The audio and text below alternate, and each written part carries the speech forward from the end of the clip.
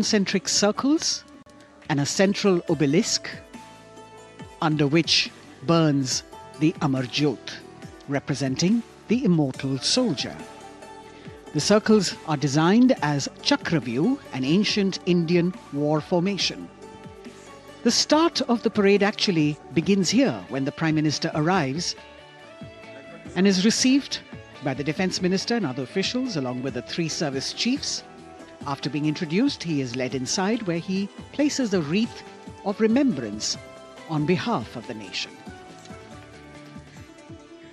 The National War Memorial, representing the gratitude of a nation to its armed forces. This memorial strengthens the sense of belonging, high moral values, sacrifice and national pride in our citizens. राष्ट्रीय summer स्मारक हमें उन बहादुर सैनिकों के अप्रतिम शौर्य, असाधारण वीरता और सर्वोच्च बलिदान की याद दिलाता है, जिन्होंने मातृभूमि की रक्षा के लिए हंसते हंसते अपने प्राण न्योछावर कर दिए थे। कुछ ही समय के बाद यहाँ माननीय प्रधानमंत्री श्री नरेंद्र मोदी का आगमन होगा और वे कृतज्ञ राष्ट्र की ओर से अमर शहीदों को श्रद्धा सुमन अर्पित करेंगे। राष्ट्रीय समर स्मारक पर 4 चक्र बनाए गए हैं, जिसमें आजादी के बाद भारतीय सेना की भागीदारी वाले 6 युद्धक अभियानों की भी जानकारी दी गई है। अमर चक्र पर 15.5 मीटर ऊंचा स्मारक स्तंभ है, जिसमें अमर जवान ज्योति प्रज्वलित है। परमवीर चक्र से सम्मानित सभी 21 अमर बलिदानियों को विशेष सम्मान दिया गया है राष्ट्रीय समर स्मारक पर, और सभी परमवीर चक्र विजेताओं की यहां कांस्य प्रतिमाएं लगाई गई हैं। देश आज उन्हें नमन कर रहा है। The monument, spread over 40 acres in the heart of the capital city, hallowed grounds where lie enshrined the souls of our soldiers. The Prime Minister paying a solemn homage on behalf of a grateful nation. And you saw those shots taken by the special positioned cameras of Doordarshan, some atop India Gate, as it looks onto the National War Memorial. And there you can see the obelisk with the eternal flame, very solemnly dressed for the occasion.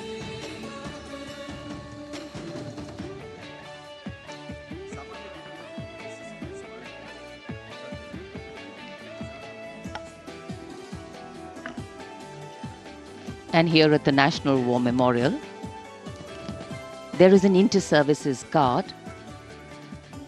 comprising 1 officer and 21 inner guards, 7 from each service, along with 6 buglers, 2 from each service, under the command of Major Indrajit Sachin.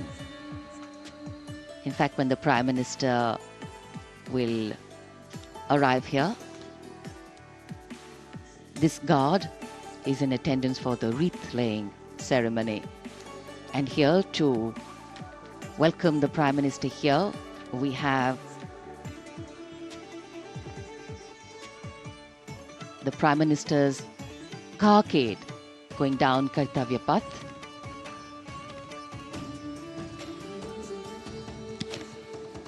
And standing there ready to receive him, we have the Raksha Mantri Shri Rajnath Singh, the Chief of Defence Staff General Anil Chauhan, Raksha Rajya Mantri Shri Ajay Bhatt, Chief of Army Staff General Manoj Pandey, Chief of Naval Staff Admiral Radhakrishnan Harikumar, and the Chief of Air Staff Air Chief Marshal Vivek Ram Chaudhary.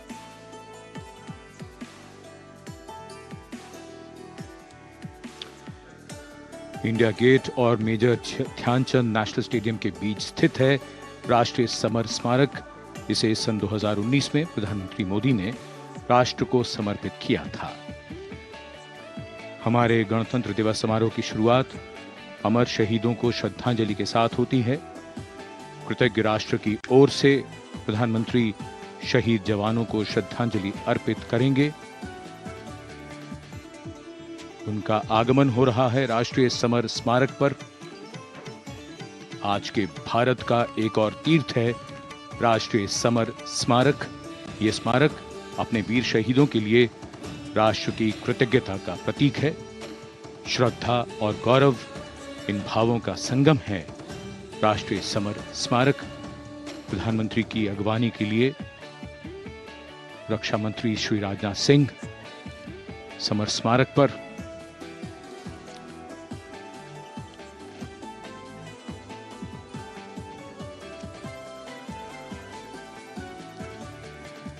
आगमन देश के माननीय प्रधानमंत्री श्री नरेंद्र मोदी का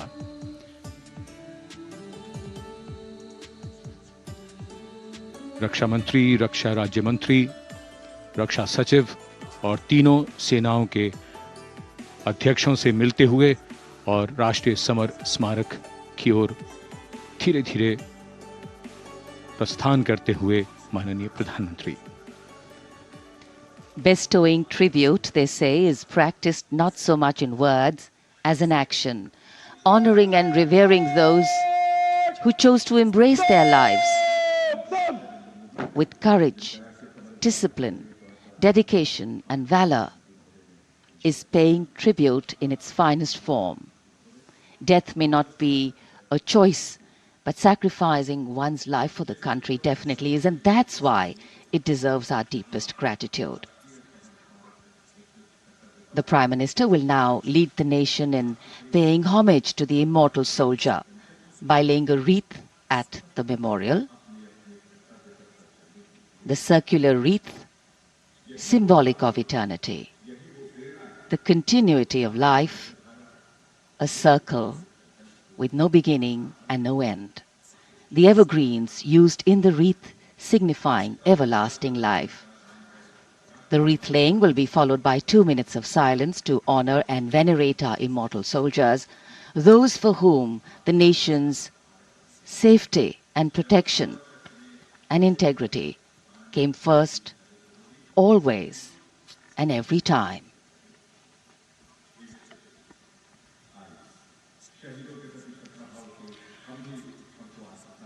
प्रधानमंत्री द्वारा पुष्पांजलि अर्पित करने के बाद अंतर सेवा गार्ड सलामी शस्त्र और फिर शोक शस्त्र प्रस्तुत करते हैं।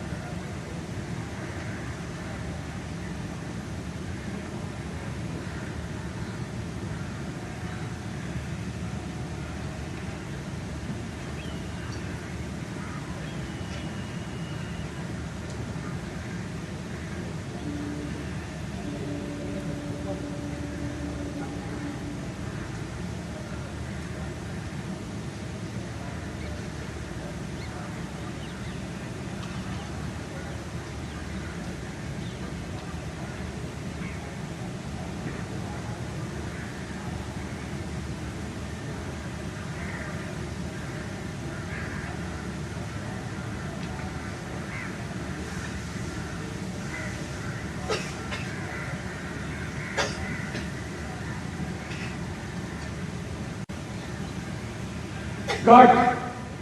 Antarctic cut! Slumber! Just!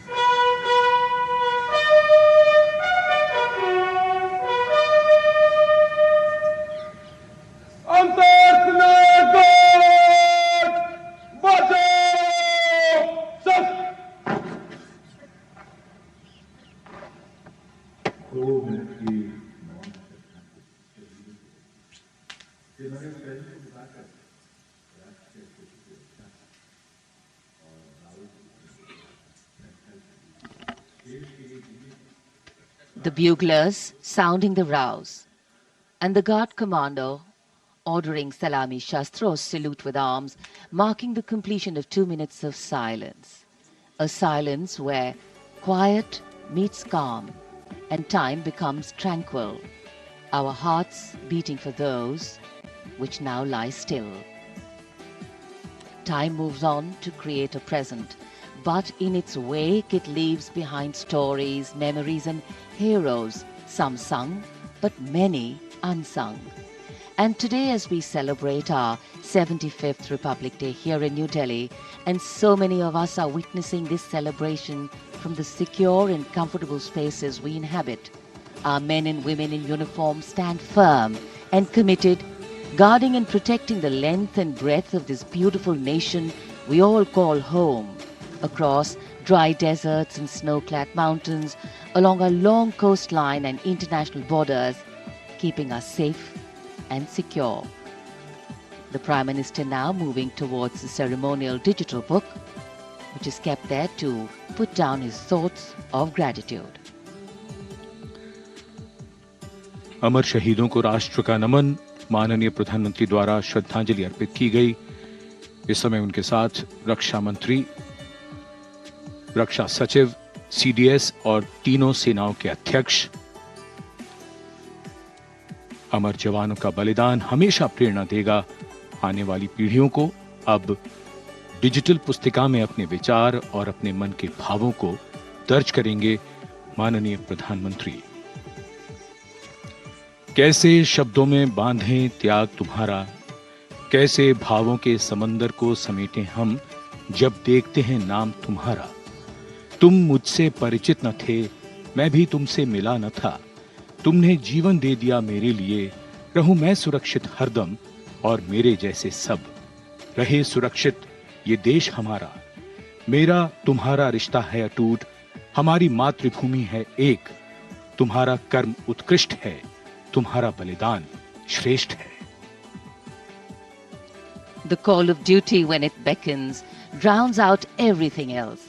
Every soldier considers it a matter of honor to fight for the country. And that's what makes this sacrifice so supreme. Because the call a soldier answers raises no doubt, no questions, and no second thoughts. Prime Minister Narendra Modi will now depart from the National War Memorial after paying homage to the immortal soldier who lived to serve and served to save.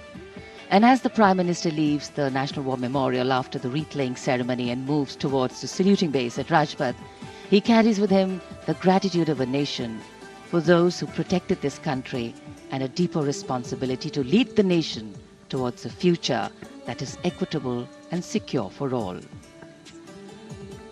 अब माननीय प्रधानमंत्री प्रस्थान कर रहे हैं कर्तव्य पथ पर सलामी मंच की ओर। इंडिया गेट से राष्ट्रपति भवन का मार्ग कर्तव्य पथ अब गतिविधियों का केंद्र बनने वाला है। हमारा 75वां गणतंत्र दिवस समारोह। Yes, the focus will now move to the saluting base, where after the arrival of President Draupadi Murmu, Kartavya Path will resonate with a medley of sounds, the clip clop of hooves on the tarmac, martial music, the crisp crunch of marching boots, the mechanized rumble of military machine, beautiful folk music, the roar of fighter jets, and of course, repeated applause of an highly appreciative audience here.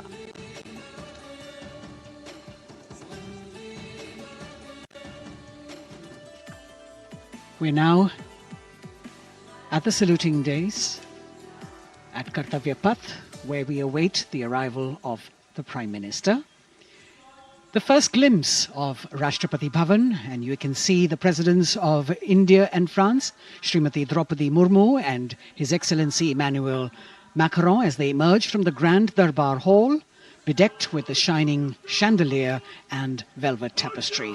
Both of them being escorted by the Military Secretary, Major General Ranjit Singh Manral, and the Deputy Military Secretary, Group Captain Abhay Fansalkar.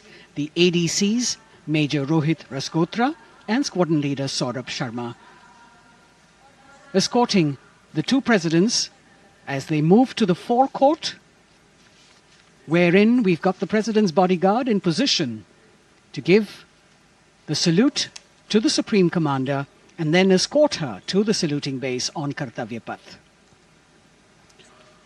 देश की सेनाओं की सर्वोच्च commander Bharat की राष्ट्रपति माननीय श्रीमती द्रौपदी मुर्मू, इस वर्ष के गणतंत्र दिवस के हमारे खास मेहमान फ्रांस के राष्ट्रपति श्री इमैनुअल मैक्रों के साथ दरबार हाल से फोर कोर्ट की ओर राष्ट्रपति भवन के प्रांगण की ओर प्रस्थान कर रही हैं।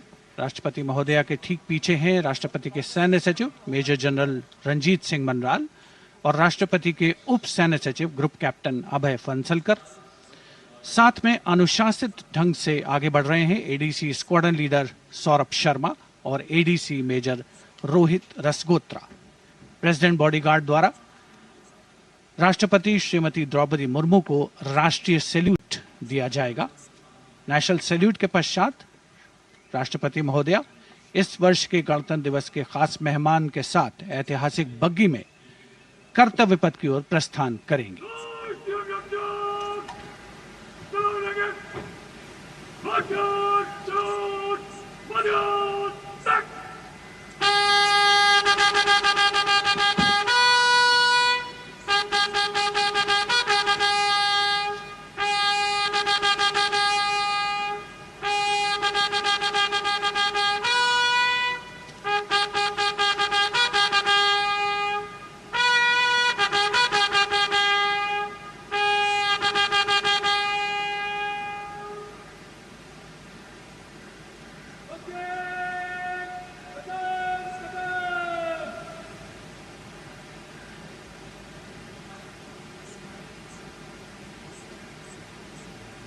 The smartly turned out President's bodyguard in the forecourt of Rashtrapati Bhavan on their magnificent horses, the senior-most regiment of the Indian Army that is 251 years old since its raising in 1773.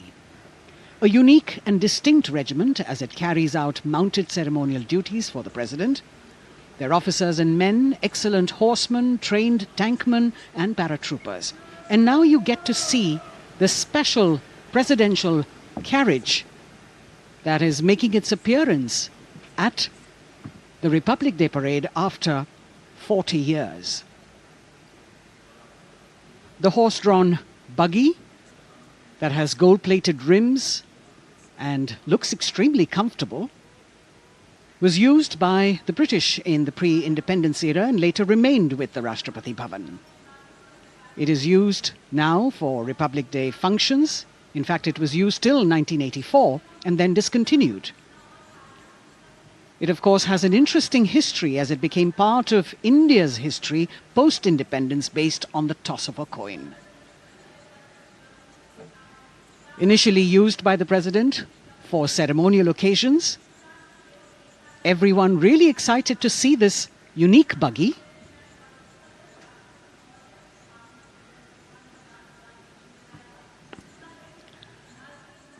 इधर कर्तव्य पथ पर माननीय प्रधानमंत्री श्री नरेंद्र मोदी का आगमन हो रहा है।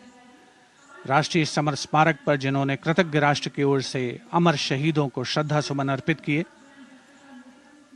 माननीय प्रधानमंत्री महोदय विधिवत स्वागत करेंगे उपराष्ट्रपति महोदय का उनके आगमन पर और उसके पश्चात माननीय राष्ट्रपति श्रीमती द्रौपदी मुर्मू का आगमन होगा। इस वर्ष के गणतंत्र दिवस के हमारे खास मेहमान फ्रांस के राष्ट्रपति श्री इमैनुअल मैक्रों का। माननीय प्रधानमंत्री श्री नरेंद्र मोदी का स्वागत रक्षा मंत्री श्री राजनाथ सिंह द्वारा।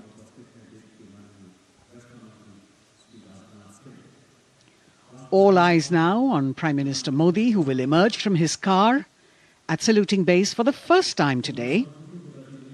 At saluting base. And we're all waiting with bated breath to see his beautiful bandhani turban with a matching cravat. His choice of the turban and formal attire, quite a matter of interest for everyone who is here. Prime Minister Modi being received by the Raksha Mantri, Shri Rajnath Singh, the Chief of Defence Staff, the three chiefs of the armed forces, the Raksha Rajya Mantri, Shri Ajay Bhatt, and the Defence Secretary, Shri Giridhar Aramane.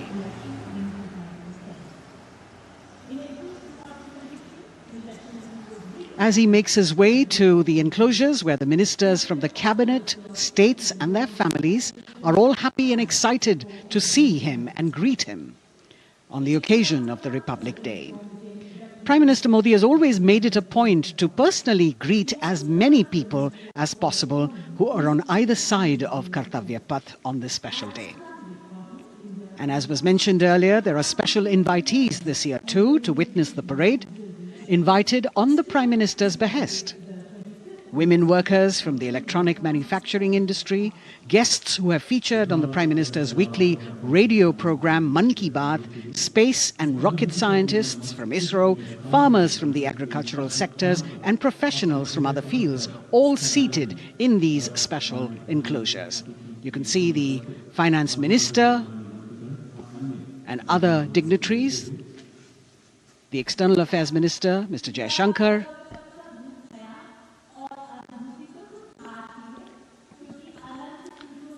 माननीय प्रधानमंत्री श्री नरेंद्र मोदी विशिष्ट अतिथि दीर्घा में केंद्रीय मंत्रिमंडल के सदस्यों, वरिष्ठ अधिकारियों,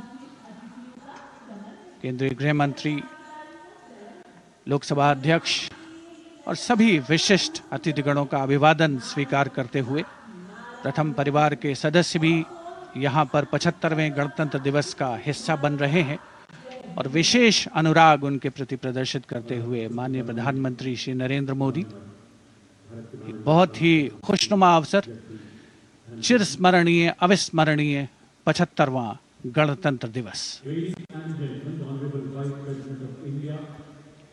The Vice President of India, Shri Jagdeep Dhankar, and his wife, Srimati Sudesh Dhankar, have arrived here, and the Prime Minister rushing to greet them.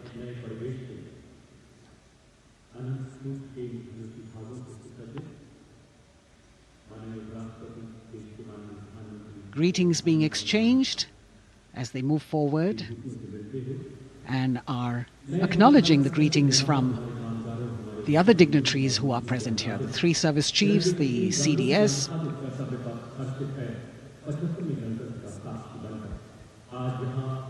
We're all now waiting for the President of India and the President of France to arrive here.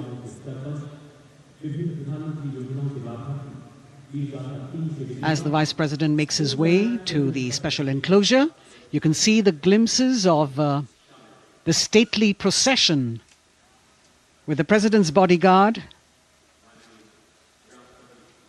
bringing the two presidents in state.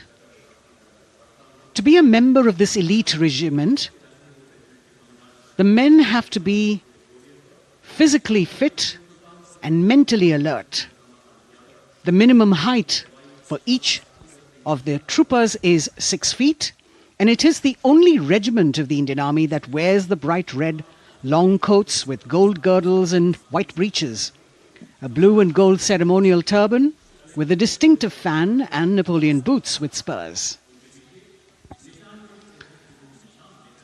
देश की सेनाओं की सर्वोच्च commander Bharat की राष्ट्रपति माननीय श्रीमती द्रौपदी मुर्मू, उनके साथ इस वर्ष के गणतंत्र दिवस के खास मेहमान फ्रांस के राष्ट्रपति श्री इमैनुअल मैक्रों आकर्षक बग्गी में रायसीना पहाड़ी से कर्तव्य पथ की ओर अग्रसर हो रहे हैं। राष्ट्रपति महोदय का ये काफिला, प्रेसिडेंट बॉडीगार्ड की यूनिट और यहाँ कर्तव्य पथ पर प्रतीक्षारत माननीय प्रधानमंत्री श्री नरेंद्र मोदी, रक्षा मंत्री श्री राजनाथ सिंह, रक्षा राज्य मंत्री श्री अजय भट्ट, तीनों सेनाओं के प्रमुख, चीफ ऑफ डिफेंस स्टाफ और उपस्थित जनसमूह उत्कंठा से सबकी निगाहें रायसीना पहाड़ी की ओर। विशिष्ट आमंत्रित मेहमान 13,000 के आसपास देश के कोने कोने से पहुंचे हैं। साथ ही वरिष्ठ अधिकारीगण, विदेशी राजनयिक भी हमारे आज के इस राष्ट्रीय गौरव पर्व का हिस्सा बन रहे हैं। देश की प्रगति में प्रत्यक्ष और परोक्ष रूप से योगदान देने वाले वो सभी लोग आज अपने आप को गौरवान्वित महसूस कर रहे हैं, जो कर्तव्य पथ पर मौजूद हैं और जो नहीं भी मौजूद हैं, वो इन दृश्यों से उसका आनंद ले रहे हैं।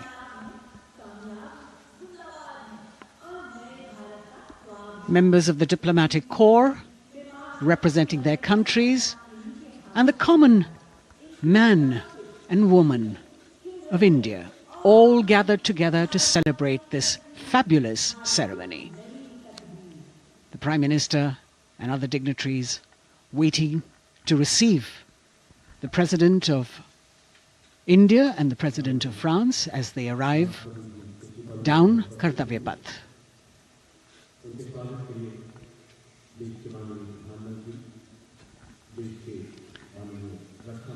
खास मेहमान, खास तौर पर 75वें गणतंत्र दिवस की जो मुख्य थीम है, जो मुख्य धारा है, नारी शक्ति, और इस बार की जो गणतंत्र दिवस की आकर्षक परेड है उसमें नारी शक्ति का अनोखा प्रदर्शन, चाहे वो मैकेनाइज्ड कॉलम्स हो। Ladies and gentlemen, honorable President of India, Srimati Draupadi Murmu, and the Chief Guest, His Excellency Once again, as President Draupadi Murmu and President Macron will arrive at the saluting base, they will be received by the Prime Minister and then introduced to the other guests who are here before she makes her way to the saluting base and her special seat. We warmly welcome our honorable Chief Guest. India and France are long-standing strategic partners in Indo-Pacific. President Macron and President Murmu using the traditional Indian greeting, Namaste, with folded hands, which has now become a global greeting.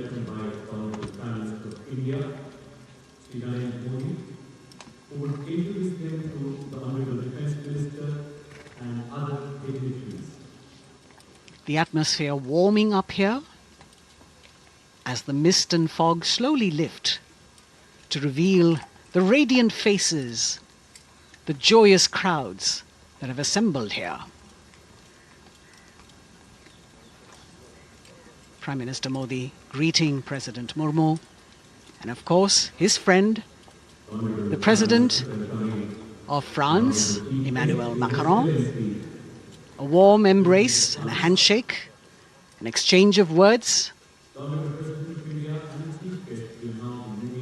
as they set the tone for the celebration of their partnership.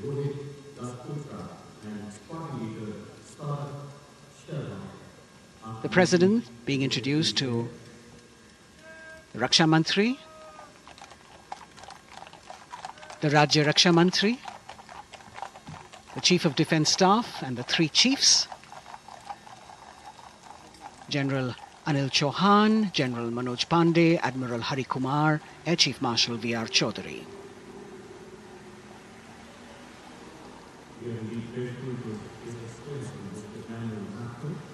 President Macron making it a point to shake hands with each of our dignitary.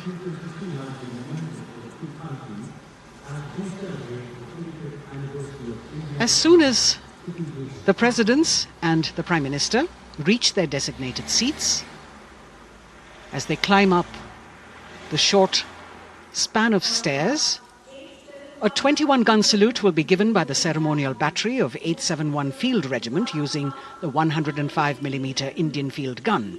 And as the thunderous sounds of the guns resonate across the entire Kartavya Path, heralding the start of the parade under the patronage of the Supreme Commander, the national flag will be unfurled and the national anthem will be played by the military bands positioned across below the national emblem, the lion capital of Sarnath. Everyone present here and those watching us at home will also stand in honor and respect of the tricolour unfurled on the 75th Republic Day.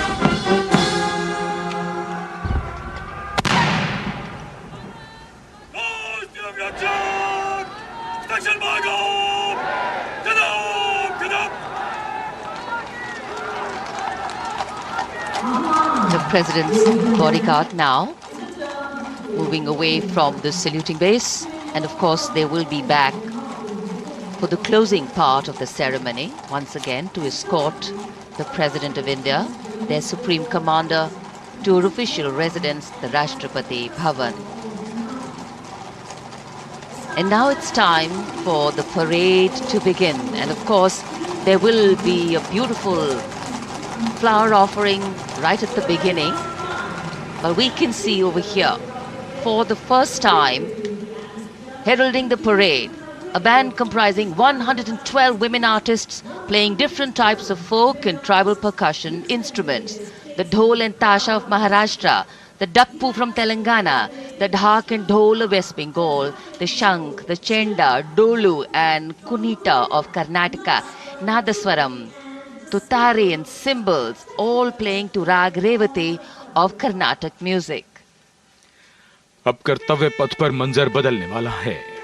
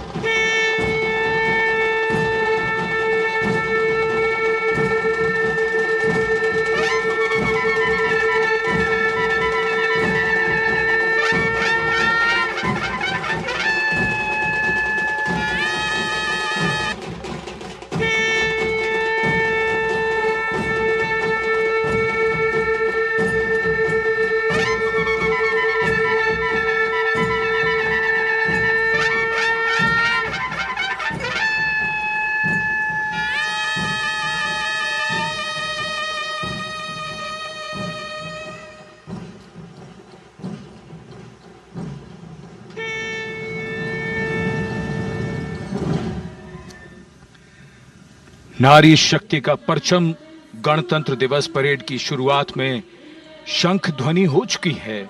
ये है शुभारंभ। जमीन और आकाश दोनों तैयार।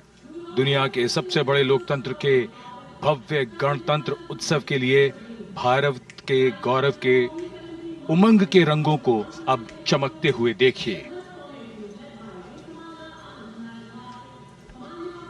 निगाहें आकाश की ओर, क्योंकि कानों में आ रही है हेलीकॉप्टर के रोटर ब्लेड्स की आवाज।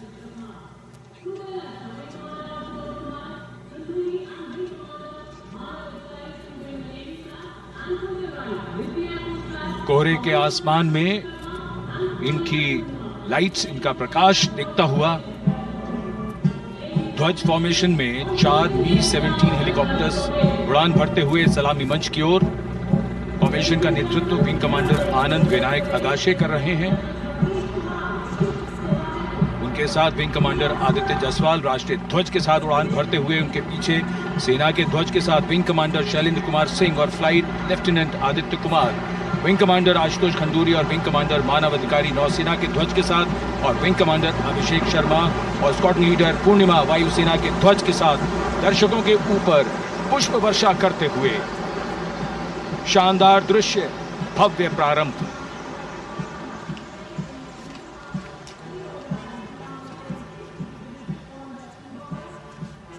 कर्तव्य पथ पर गणतंत्र दिवस की भव्य परेड का नेतृत्व संभाला है parade commander lieutenant general Bhavnish Kumar, general officer commanding Delhi area ने। दूसरी पीढ़ी के अधिकारी लेफ्टिनेंट जनरल भवनीश कुमार, जिन्हें दिसंबर 1989 को पैराशूट रेजिमेंट में नियुक्त किया गया था। Defence services staff college high command और नेशनल डिफेंस कॉलेज के पूर्व छात्र जनरल ऑफिसर ने नवंबर 2023 को general officer commanding Delhi area का दायित्व संभाला।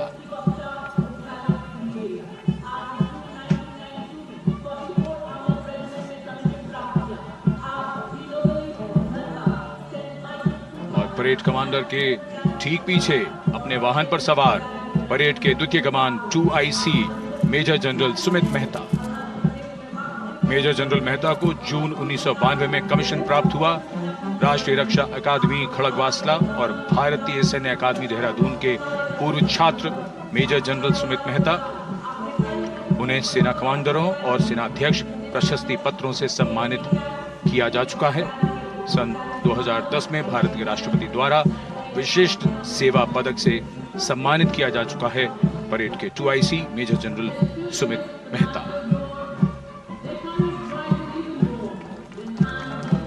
कर्तव्य पथ पर अब वो परमवीर, वो योद्धा जिन्होंने बाजी पलट दी, दुश्मन को नाकों चने चबा दिए, मौत से आंखों में आंखें डालकर जूझे और वीरता की कहानियां बन गए। स्वागत कीजिए परमवीर चक्र और अशोक चक्र से सम्मानित वीरों का।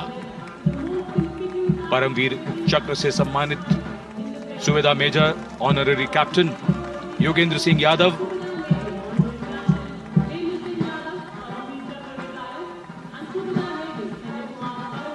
और सूबेदार मेजर संजय कुमार।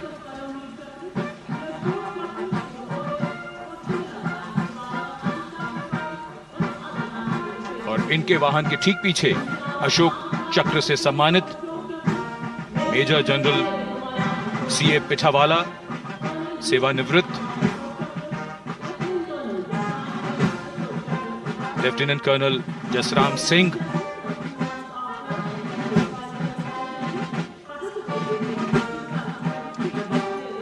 और कर्नल D श्रीराम कुमार। परमवीर चक्र युद्ध के समय असाधारण वीरता के लिए और अशोक चक्र युद्ध के सिवा जान की बाजी लगाने वाले वीरों को प्रदान किया जाता है। And following the gallantry award winners, we have a very special marching contingent and band from France. The band is music of the French Foreign Legion. The French Foreign Legion music band led by Captain Khurda, comprising 30 musicians, playing the Legion's anthem called La Boudin. And close behind them, we have the 2nd Foreign Infantry Regiment. The marching contingent comprising 90 legionnaires led by Captain Noel. The legionnaires wear the famous white cap, which can be worn only by legionnaires who have successfully been through 4 months of hard selection tests, and the best legionnaires get promoted and wear the black cap you can see in the first row.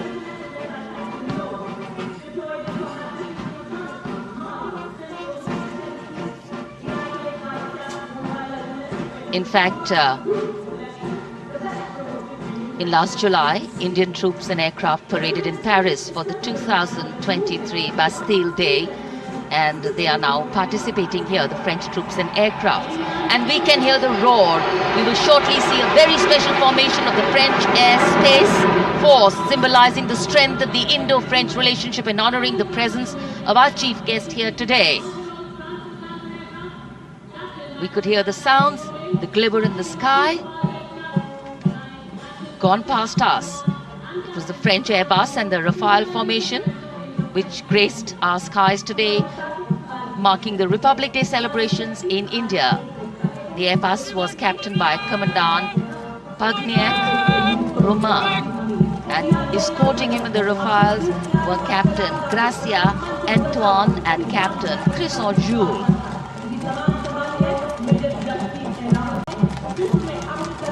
Going past the saluting base. The 1st Army contingent leading the mechanized column is that of the 61 Cavalry, led by Major Yashdeep Ehlawat.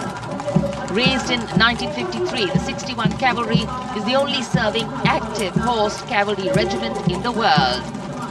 The motto of the regiment, Ashwa Shakti Yashobal, meaning horsepower is forever supreme.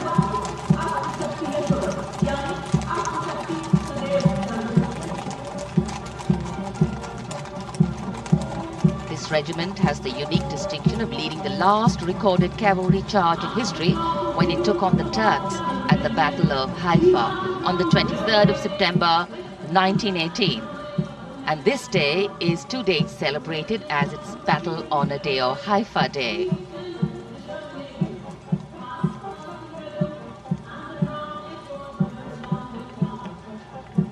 कर्तव्य पथ पर सलामी मंच के सामने अगली टुकड़ी tank T-90 Bhishma की है, जिसका नेतृत्व 42 बख्तरबंद रेजिमेंट के लेफ्टिनेंट फैज सिंह ढिल्लन कर रहे हैं। भीष्म टैंक तीसरी पीढ़ी का मुख्य युद्धक टैंक है, जो 125 मिलीमीटर स्मूथ बोर गन से लैस है, घातक वार करता है दुश्मन पर, रक्षा करता है देश की सीमाओं की। रेजिमेंट का आदर्श वाक्य कर्म शौर्य विजय। भारत की उन्नत सामरिक शक्ति का प्रदर्शन कर्तव्य पथ पर देश का 75वां गणतंत्र दिवस समारोह।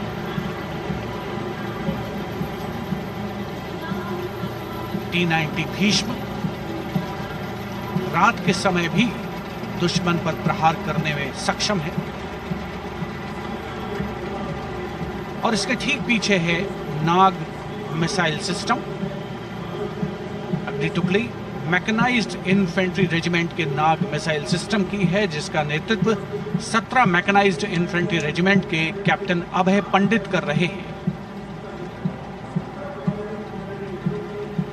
नाग मिसाइल कैरियर अतिरिक्त पहियों वाला एक विस्तारित लाइसेंस निर्मित BMP-2 है, जिसे भारत में सारथ नाम दिया गया है। इसमें कुल 12 मिसाइल्स हैं, जिसमें 6 रेडी टू फायर मोड में रहती हैं और 6 स्टोरेज में। भारतीय सेनाओं के सर्वोच्च कमांडर देश की राष्ट्रपति माननीय श्रीमती द्रौपदी मुर्मू को स्मार्ट सैल्यूट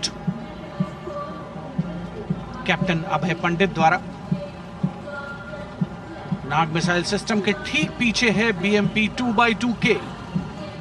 नेतृत्व 23 गार्ड्स के लेफ्टिनेंट शिवम सिंह कर रहे हैं। भारत नाम का ICV BMP-2 शक्तिशाली आयुध युक्त अत्याधुनिक और रात्रि युद्ध क्षमता वाला एक उच्च गतिशीलता वाला इन्फेंट्री कॉम्बैट व्हीकल है।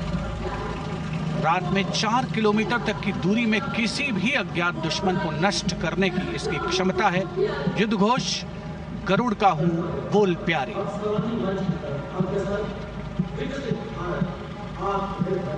BMP 2x2K का आदर्श वाक्य, पहला हमेशा पहला।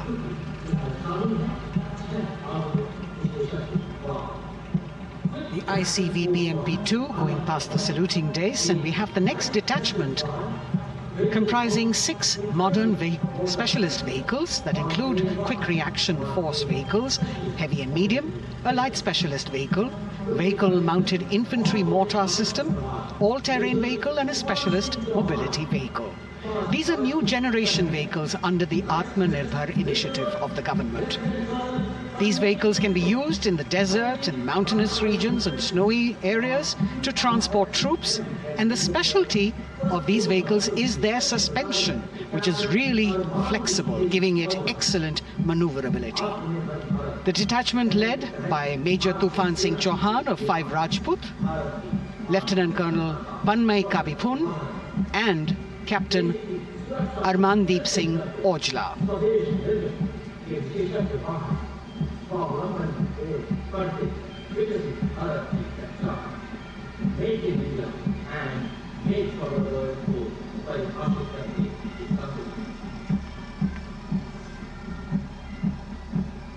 Specialized vehicles of the Indian Army that provide them support on the ground.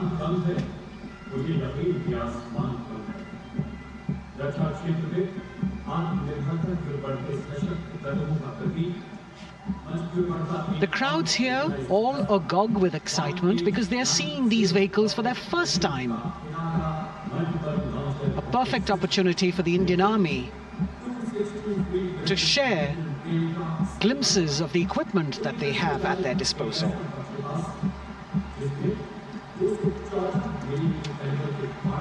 Behind the all-terrain vehicles,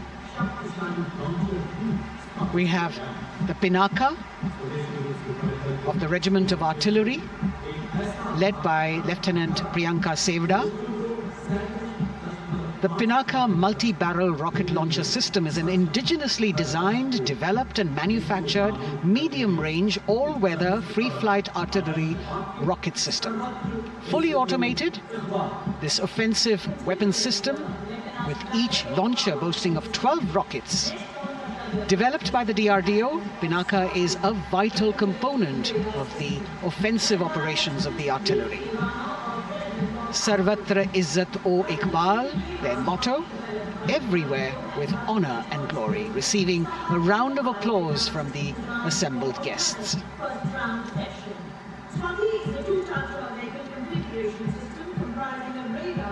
We now have Swati, the weapon locating radar system, led by Lieutenant Deepti Rana of the Regiment of Artillery.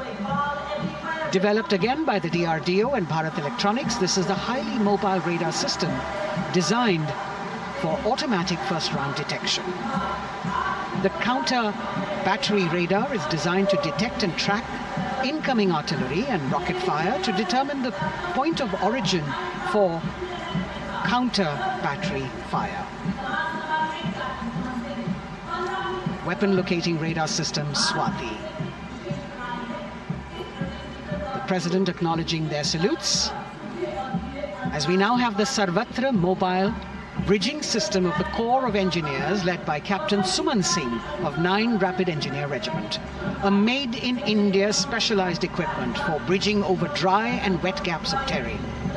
It can span a minimum of 15 meters in a single span and a maximum of 75 meters in multi-span. A lone helicopter, rather 3 helicopters in big formation as they move forward, and we have the mechanized column of the Indian Army on the ground. कर्तव्य पथ पर भारत की सैन्य शक्ति का प्रदर्शन lieutenant colonel Ankita Chauhan नेतृत्व कर रही हैं मोबाइल ड्रोन जैमर सिस्टम का। इस सिस्टम का उपयोग ड्रोन, मानव रहित विमान प्रणाली, सिग्नल का पता लगाने, ट्रैक करने और ड्रोन गतिविधियों को रोकने के लिए यानी जैम करने के लिए किया जाता है। आज के समय की चुनौतियों के लिए बेहद कारगर सिस्टम।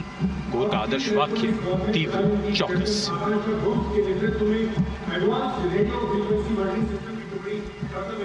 और अब सलामी मंच के सामने इलेक्ट्रॉनिक वॉरफेयर बटालियन की आकांक्षा गोम्स के नेतृत्व में advance radio frequency monitoring system की टुकड़ी शान से आगे बढ़ती हुई। यह सिस्टम देश में ही विकसित किया गया है। यह अत्याधुनिक इलेक्ट्रॉनिक युद्ध प्रणाली है। यह प्रतिद्वंद्वी के एनालॉग और डिजिटल संचार को रोकने, निगरानी और विश्लेषण करने में सक्षम है। कोर का आदर्श वाक्य तीव्र चौकस। इस बार सेना की अत्याधुनिक टेक्नोलॉजी का प्रदर्शन कर्तव्य पथ पर।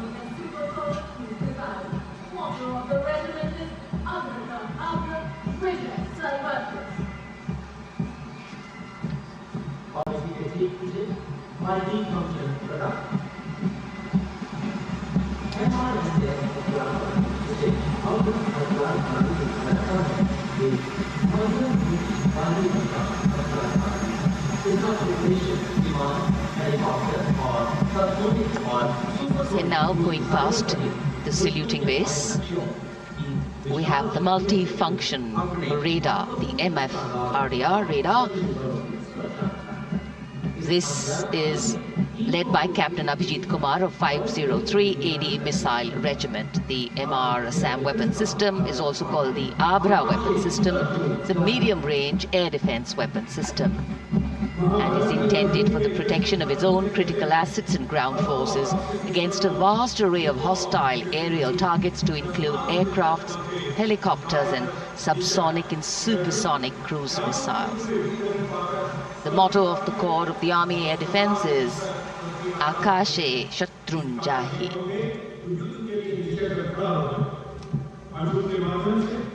So the audience now feeling the warmth of the sun, and of course the excitement levels are going to build up.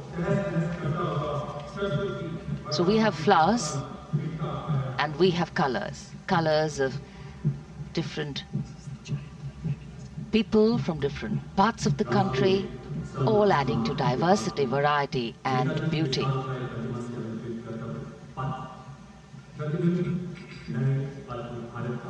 It takes a lot of spirit and a huge leap of faith to get up early in the morning and arrive here to witness the parade, but definitely well worth it for each and every person who has made it a point to attend.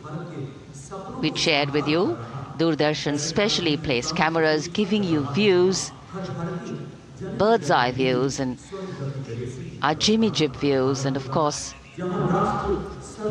close-ups catching the mood and the morale of the place.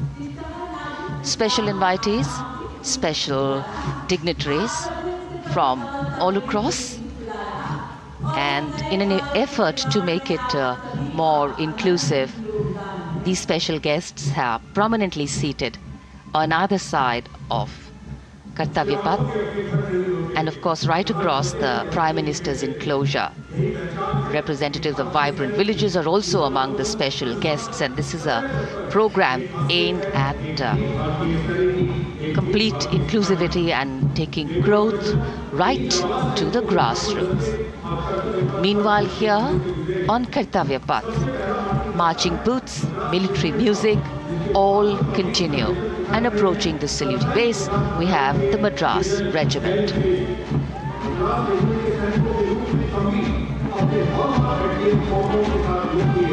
Mechanised columns के बाद अब बारी है marching contingent की। कर्तव्य पथ पर ये दस्ता है मद्रास रेजिमेंट का।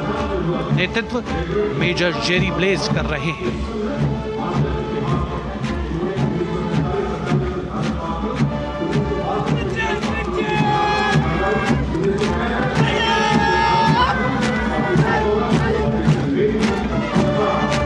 मद्रास रेजिमेंट भारतीय सेना की सबसे पुरानी इन्फेंट्री रेजिमेंट है, जिसकी उत्पत्ति वर्ष 1750 में हुई थी।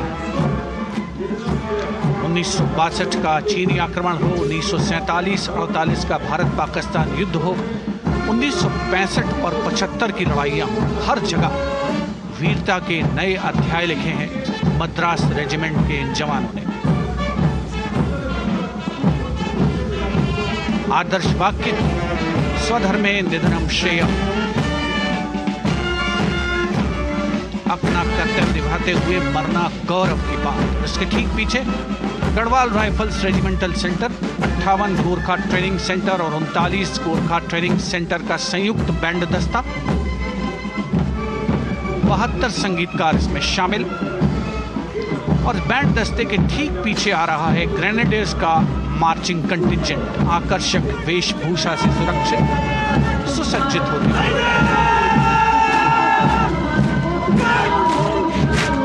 ग्रेनेडियर्स का ये दस्ता, जिसका नेतृत्व 13 ग्रेनेडियर्स बटालियन के कैप्टन अनुज कुमार धारीवाल कर रहे हैं। रेजिमेंट का आदर्श वाक्य नाम नमक निशान, युद्ध घोष सर्वदा शक्तिशाली।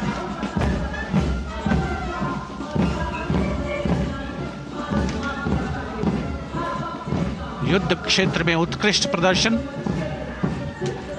खासियत है ग्रेनेडियर्स की।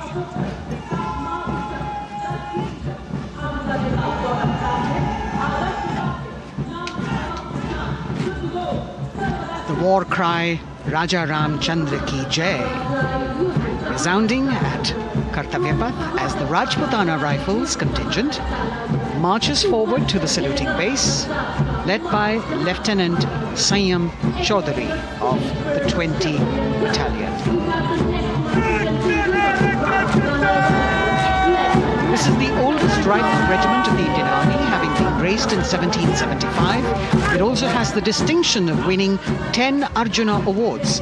Its most famous junior commissioned officers are Neeraj Chopra and Deepak Punia, Subedars in the regiment, and they have brought laurels in Olympics and Asian Games for the nation.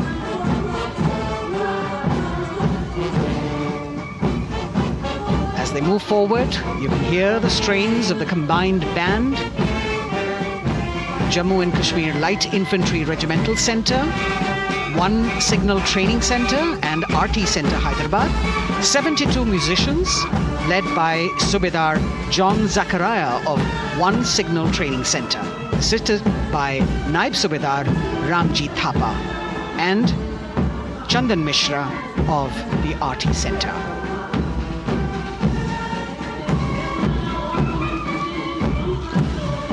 Playing the tune Young India. And for the first time, we have an all-women contingent from the Tri-Services, led by Captain Sandhya of the Military Police. This team includes Agniveers and regular recruits. Though they underwent rigorous training and practice in their individual areas, they have successfully managed to cohesively work together under the leadership of Captain Sandhya to be ready for this parade. 148 women soldiers from the Corps of Military Police, of Army, Navy and Air Force.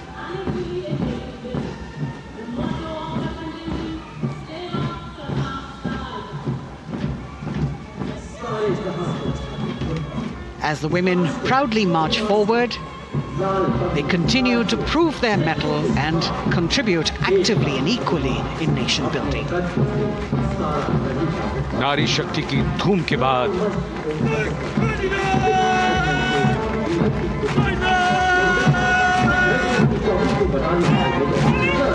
कर्तव्य पथ पर Sikh regiment की टुकड़ी सलामी मंच के सामने major Sarabjit Singh की कमान में। स्वतंत्रता के बाद ये रेजिमेंट भारतीय सेना की सभी कार्रवाइयों में सबसे आगे रही है। चुस्त कदमों से आगे बढ़ते हुए, कंधे से कंधे और कदम से कदम मिले हुए, कई सम्मान प्राप्त ये रेजिमेंट, जिसका आदर्श वाक्य निश्चय कर अपनी जीत करो और युद्ध घोष बोले सोनिहाल सत श्री अकाल।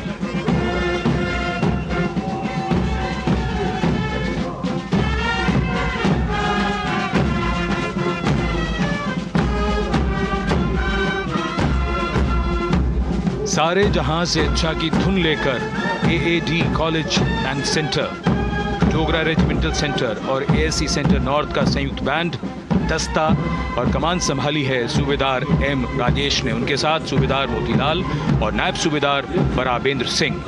72 बैंड वादक इस दस्ते में हैं।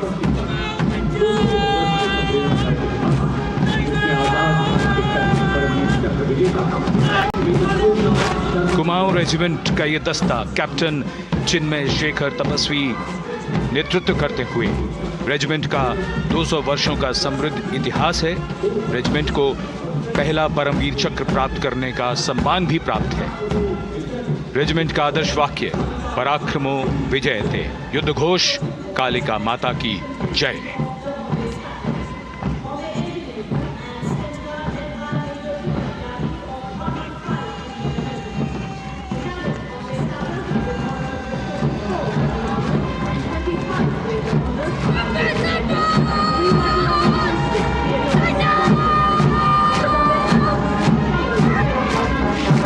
Going past the saluting base, the Bombay Engineer Group or the Bombay Sappers, the contingent of the Bombay Engineer Group and centre being led by Major Divya Tyagi of 115 Engineer Regiment. The Bombay Sappers have the privilege of being the proud recipients of the highest gallantry awards both pre and post-independence. And they have not only proved their prowess in battle, but also utilized their military and technical skills in the development of our nation. Going past the saluting base, behind them, the combined band of the Maratha Light Regiment Centre and the Jat Regimental Centre, along with the AOC Centre, comprising 72 musicians led by Subedar Ajay Kumar N. The tune, Dhruv.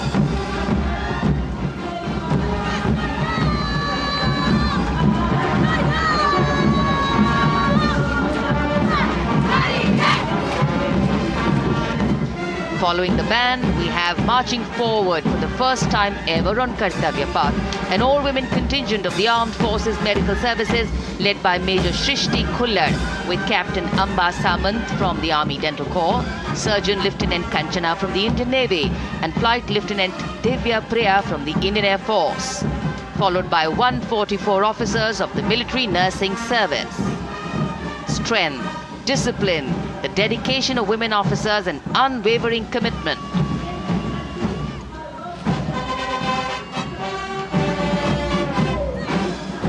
और ये है कर्तव्य पथ पर सलामी मंच के सामने जय भारती की जोशीली धुन बजाता हुआ नौसेना का ब्रास बैंड। नेतृत्व band master chief petty officer second class M Anthony Raj कर रहे हैं। भारतीय नौसेना का विश्व विख्यात ब्रास बैंड दस्ता 80 बैंड वादक जिसमें शामिल।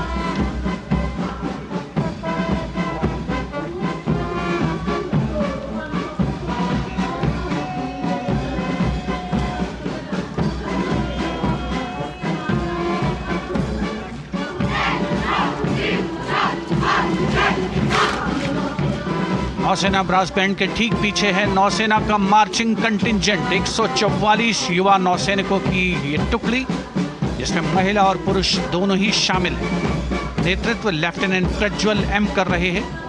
लेफ्टिनेंट मुदिता गोयल, लेफ्टिनेंट शर्वानी सुप्रिया और lieutenant Devika H platoon commanders के तौर पर दस्ते में शामिल। उपस्थित जनसमूह आह्लादित, रोमांचित, गौरवान्वित।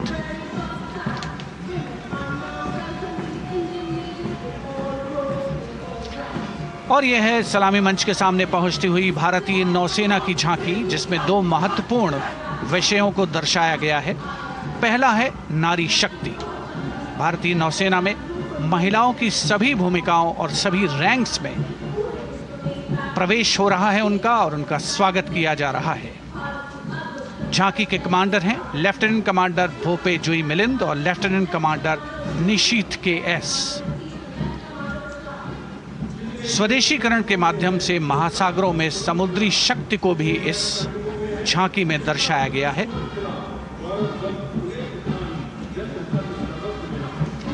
A special tableau that acknowledges the contributions made by veterans in nation building. In front of the saluting base now, राष्ट्र निर्माण पहले भी, अब भी, आगे भी और हमेशा. It showcases their continued commitment in a variety of ways to building the country and sharing the responsibility of national security. A salute to the indomitable spirit, their inspirational growth and sustained, consistent and invaluable contributions.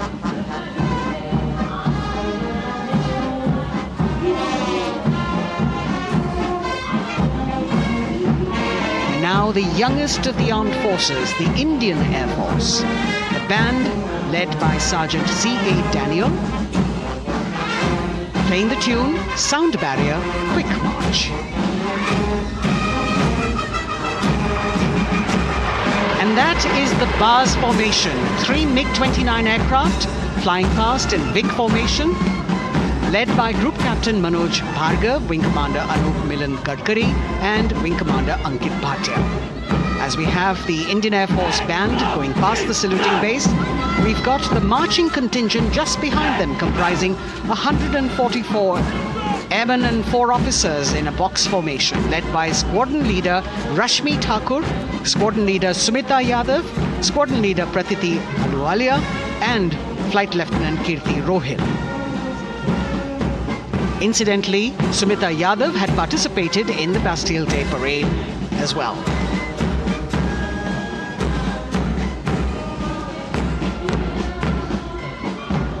Bringing up the rear of the Air Force contingent is the tableau with the theme Bharatiya Vayu Sena, Saksham, Sashakt, Atmanirbhar. Potent, powerful and self-reliant. A rotating globe on the tableau highlights the Air Force's expanded reach. You've got the transport aircraft, the C-295, flown by 2 women aircrew in the cockpit. The middle portion has the Tejas and the Sukhoi 30. You've got Flight Lieutenant Ananya Sharma and Flying Officer Asma Sheikh also present on the tableau in full flying gear. The gender-inclusive approach of the Indian Air Force. और अब कर्तव्य पथ पर DRDO की झांकी, जिसमें रक्षा में आत्मनिर्भरता के लिए प्रयासरत इस संगठन में महिलाओं के प्रयास और उनकी भागीदारी को दर्शाया गया है। नेतृत्व कर रही हैं इस झांकी का सुनीता देवी जेना, एक बहुत ही प्रतिभाशाली वैज्ञानिक और गाइडेड मिसाइल्स की विशेषज्ञ हैं। इन्होंने लिक्विड टेक्नोलॉजी का विकास किया है, स्वदेशी। झांकी में DRDO में महिलाओं की भागीदारी को भूमि, वायु, समुद्र और साइबर अंतरिक्ष में दिखाया गया है। झांकी में कई मिसाइल प्रणालियों को भी देखा जा सकता है। भारत की सैन्य शक्ति और भारत के निर्माण में महिलाओं का योगदान रेखांकित होता हुआ। भारतीय तटरक्षक बल का बैंड उत्तम अधिकारी म्यूजिशियन पापनूर जी बाबू की कमान में सलामी मंच के सामने से गुजरता हुआ।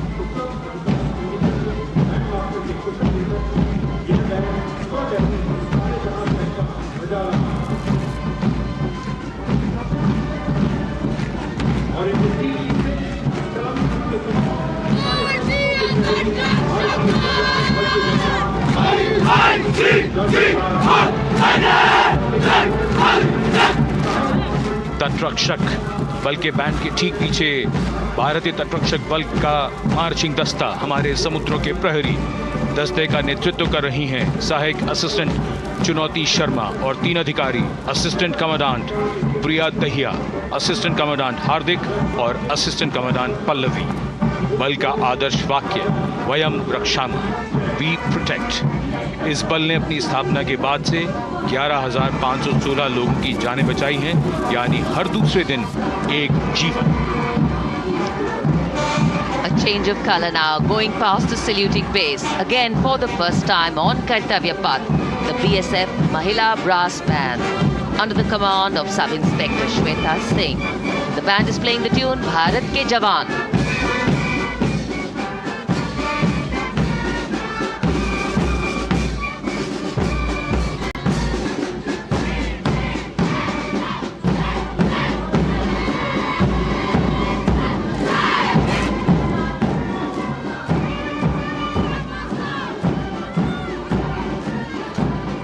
Following the band, marching smartly past the saluting base. we have the women contingent of the Border Security Force, consisting of 144 Mahila Praharis, led by Assistant Commandant Monica Lakra. The BSF opened its doors to the Mahila officers in 2013 and 3 years later again in 2016. Women became an integral part of all ranks of the Border Security Force. And this is women power.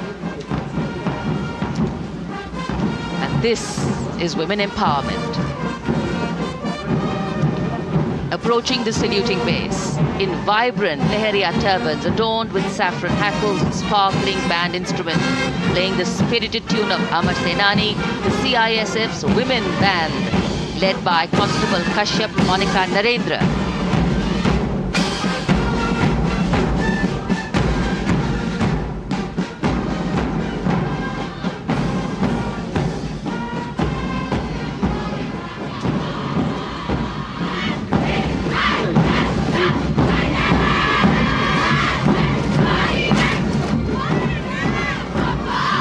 Marching with the beat, with the rhythm, the CISF Women Marching Contingent, led by Assistant Commandant Tanmay Mohanty, going past the saluting base. The motto, protection and security. Sunshine spread across Kartavya Path today.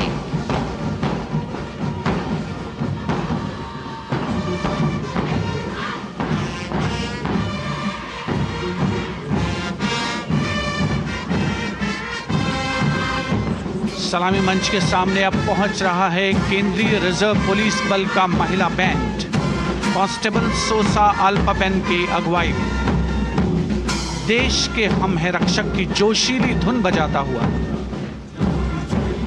CRPF को अपने पहले महिला band दस्ते की स्थापना का श्रेय भी जाता है।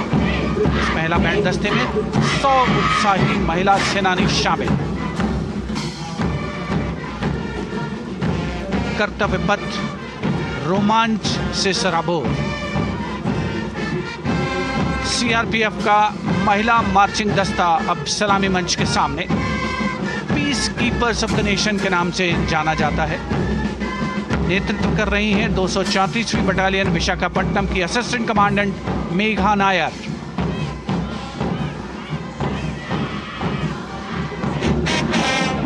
आकर्षक परिधान, अनुशासन, देश के प्रति समर्पण, कर्तव्य परायणता, असाधारण वीरता, ये है भारतीय सशस्त्र बलों की खासियत।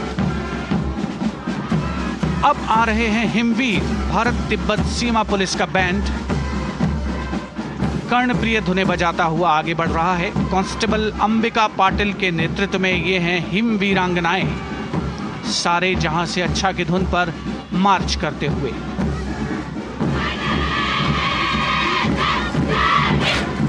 और यह भारत तिब्बत सीमा पुलिस का महिला मार्चिंग कंटिजेंट, नेतृत्व असिस्टेंट कमांडेंट मोनिया शर्मा कर रही हैं। इस गौरवशाली टुकड़ी में 3 अधीनस्थ अधिकारी और 144 अन्य रैंक शामिल हैं।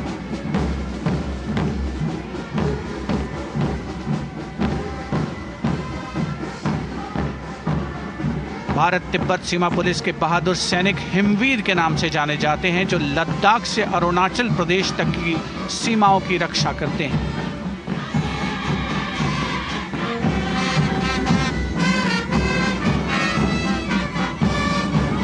Increased presence of women at Kartavya Path, the Shasastra Seema Bal Band contingent led by Inspector Jaya Sharma.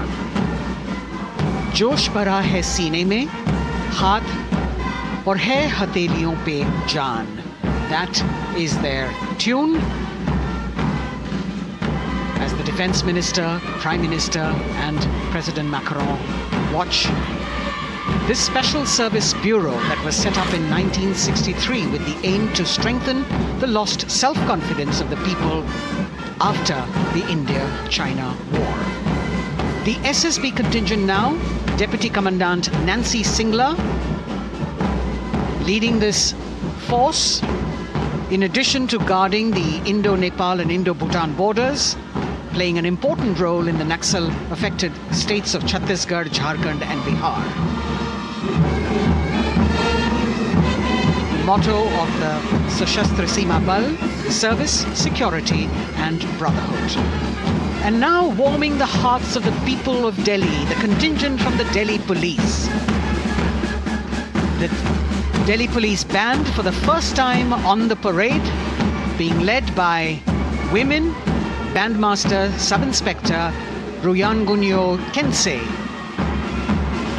playing the Delhi police song. Just behind the band, the Delhi police marching contingent, which is a 15-time winner of the best marching contingent of the Republic Day Parade. This time it is an all-women affair. Additional Deputy Commissioner of Police, Shweta Sugathan, leading the smartly red safa-clad women officers down Kartavya Path to the tune of the Delhi police song. It is indeed thrilling to know that the Delhi police have been participating in Republic Day parades since 1950. And coming now onto the saluting base, the regal camels of the BSF, the ships of the desert. रेगिस्तान के जहाज का स्वागत कीजिए कर्तव्य पथ पर सीमा सुरक्षा बल का ऊंट दस्ता डिप्टी कमांडेंट मनोहर सिंह खींची की कमान में।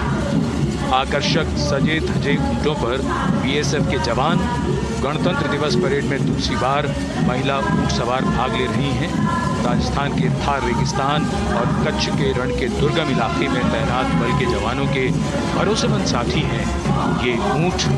बीएसएफ का आदर्श वाक्य, जीवन पर्यंत कर्तव्य।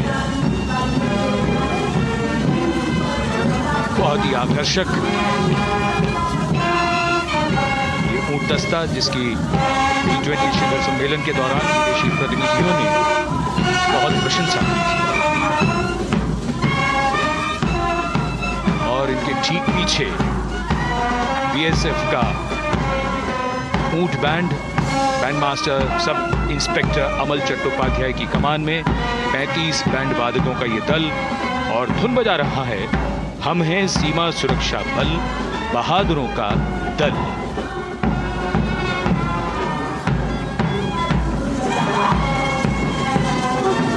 Color me with color, color me with grace, and color me with uniqueness. Rajput calling out to all who walk past.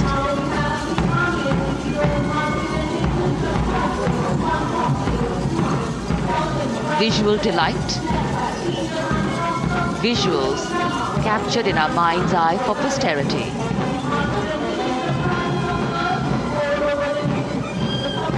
It's turned out to be a beautiful sunny winter day.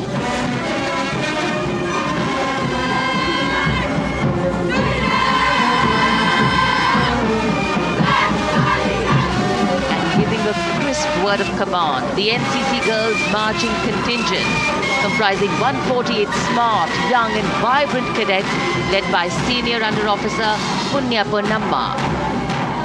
With a commitment to character and community development, leadership and adventure, the NCC has nearly 17 lakh cadets on its rolls and is one of the largest youth uniformed organizations in the world. And now, the NCC Girls Combined Band.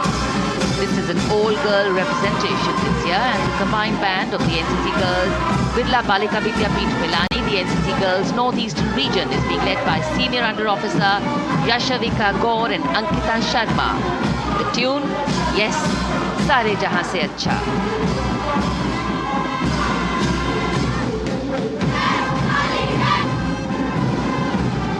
And the NCC Girls Marching Contingent, the Tri-Service Contingent, all-girl band contingent of the NCC, followed by the second NCC Girls Marching Contingent, led by Senior Under Officer Tanu Tevatia. 148 cadets in perfect harmony, in perfect discipline, synchronicity at its peak.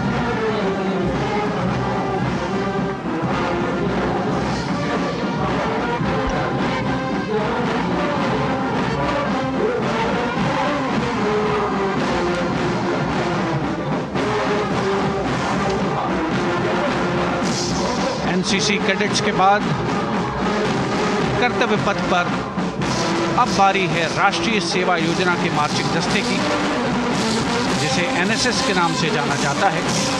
200 महिला स्वयंसेवी इसमें शामिल।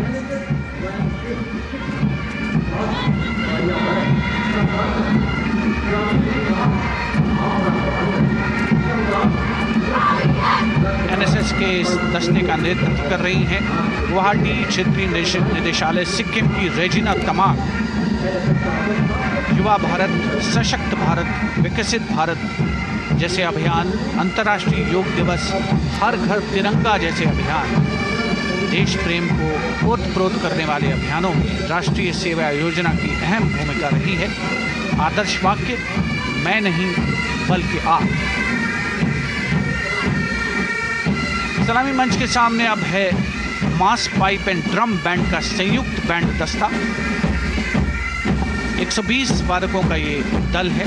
नेतृत्व Bihar regimental centre के सूबेदार major Kumar राजकुमार राम और AMC centre और school के मेजर राजेंद्र सिंह संभाल रहे हैं। ये दस्ता धुन बजा रहा है पहाड़ों की रानी।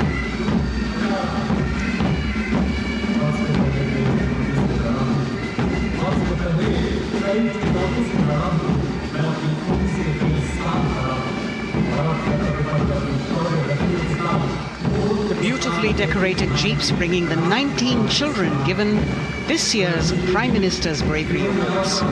The children who have shown exceptional courage, ability and outstanding achievements, drawn from all over the country, aged between 8 and 17. This year's Bravery Award went to Aditya Vijay Brahmane posthumously. One child each in categories of bravery, science and technology, art and culture, innovation, social service and sports were selected. 9 boys and 10 girls from 18 states and union territories, each awardee getting a medal and certificate. 7 days ago, President Draupadi Murmu presented these 18 children their awards at a glittering ceremony in the capital. Notable to mention is the artificial intelligence that was used for the first time to search for feats of excellence.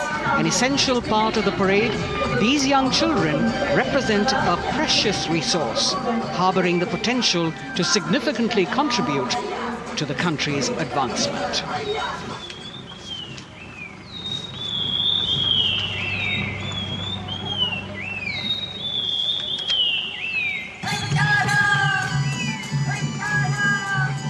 The bird song of the Bugun Community Reserve, Viksit Bharat from Arunachal Pradesh.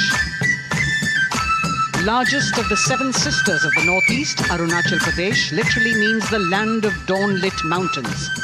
Verdant valleys, pristine water bodies and rich heritage all make it untouched, unseen, unbelievably must-visit place on earth.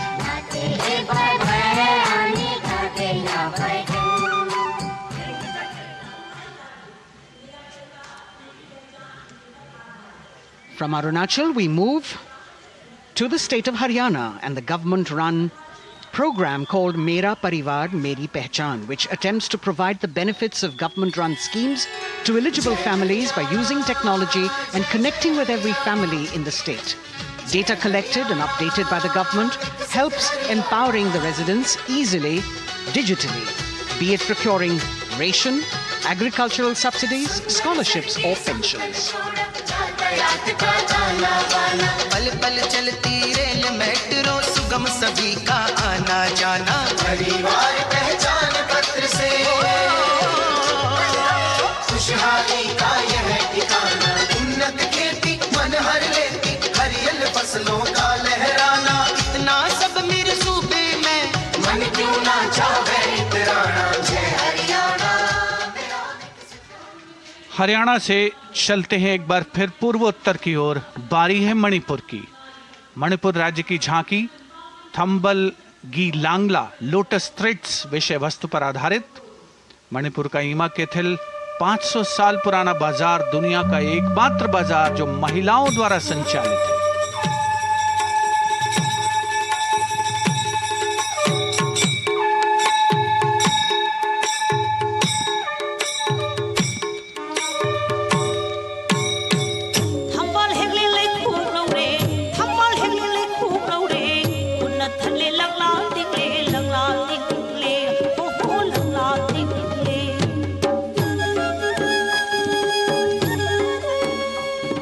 Manipur देश में महिला सशक्तिकरण का अनुकरणीय model पेश करता है और विकसित भारत के रूप में भारत के विकास का मार्ग प्रशस्त करता नजर आता है। मणिपुर से मध्य भारत यानी मध्य प्रदेश की झांकी का क्रम आत्मनिर्भर नारी विकास का मूल मंत्र पर केंद्रित। माननीय प्रधानमंत्री श्री नरेंद्र मोदी और गणतंत्र दिवस समारोह के खास मेहमान फ्रांस के राष्ट्रपति श्री इमैनुअल मैक्रों। मध्य प्रदेश की इन बेटियों पर पूरे देश को मान है। सूर्य की तरह चमक रहा लहरी अवनी का नाम है।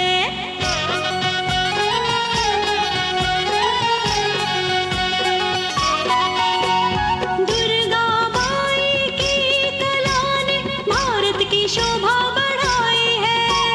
चंदेरे के रेशम ने दुनिया में कीर्ति पाई है। विकसित सक्षम सशक्त समृद्ध हमारा प्यार। From the tableau of Madhya Pradesh, we now move to Odisha. Women empowerment in Viksit Bharat, the state's rich handicraft and handloom sector, by preserving the country's traditional techniques, which have been globally recognized.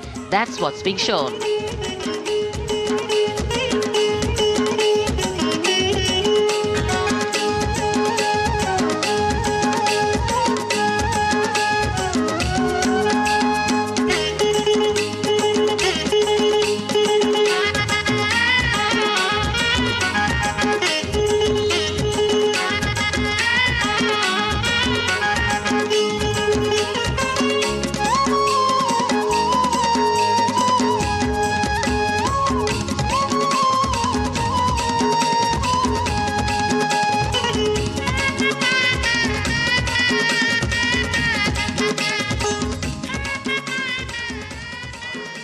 Sidestepping from Odisha to Chhattisgarh, we now wait the tribal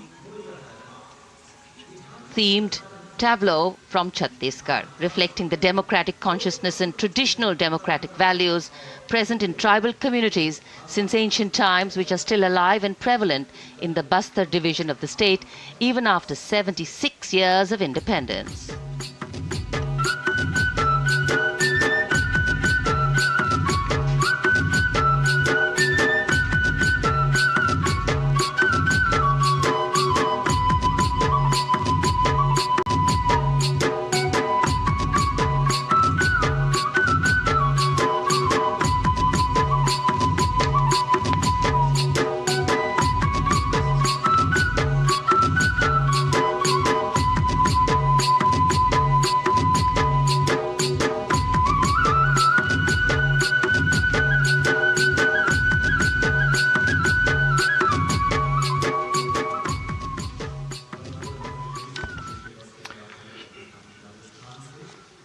कर्तव्य पथ पर समृद्ध सांस्कृतिक विरासत जो भारत की बड़ी पहचान है उसके दर्शन, और छत्तीसगढ़ के बाद राजस्थान की झांकी विकसित भारत में पधारो म्हारे देश के संदेश को लेकर ये झांकी।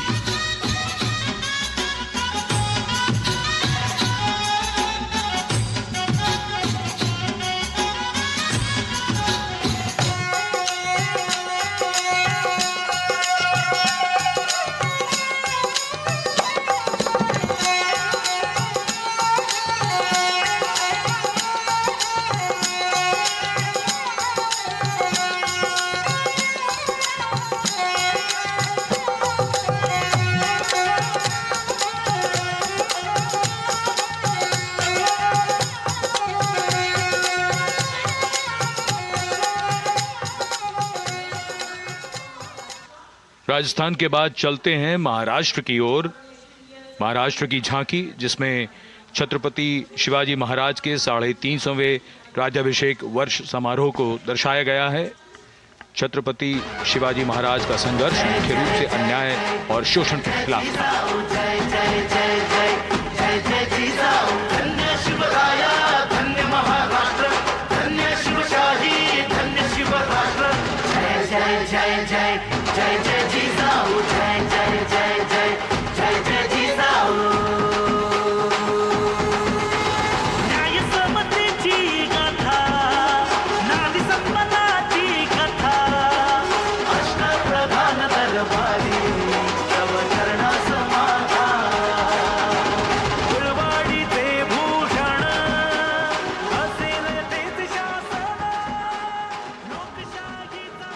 And now let's move on to the next tableau of Andhra Pradesh.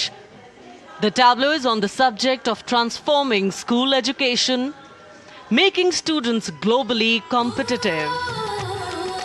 सकल विद्यలకు మేమే సాటి విశ్వవిద్యకు మేమే పోటీ డిజిటల్ చదువుల భవితకు ఆస్తి ఇది మా డిజిటల్ క్లాస్ రూమ్ పాట పాటల అక్షర దోస్తి ఈ అంటూ పలక బలపం పట్టాము ఏబిసిడి అంటూ ఇంగ్లీష్ మీడియం తెచ్చాము ట్యాబులను చేతిన బట్టి విశ్వవిద్యను నేర్పాము సకల విద్యలకు మేమే సాటి విశ్వవిద్యకు మేమే పోటీ దేశ ప్రగతికి ఇది సోపానం విశ్వవిద్యయే మా లక్ష్యం జయ హో. The transformation of medium of education theme is depicted in the entire tableau. And here comes the next, Ladakh. Viksit Bharat, empowering women through employment in Ladakh's journey.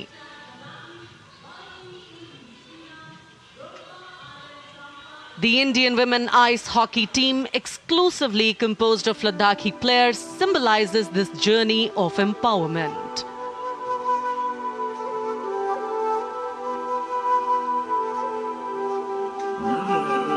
Kartavya Path, Kartavya Path, Sharchuk yalmu Kartavya Path, Sharchuk yalmu Kartavya Path, Kartavya chotma pulla, lamai dam chidila shoes, khandu chos kum Kartavya shoes.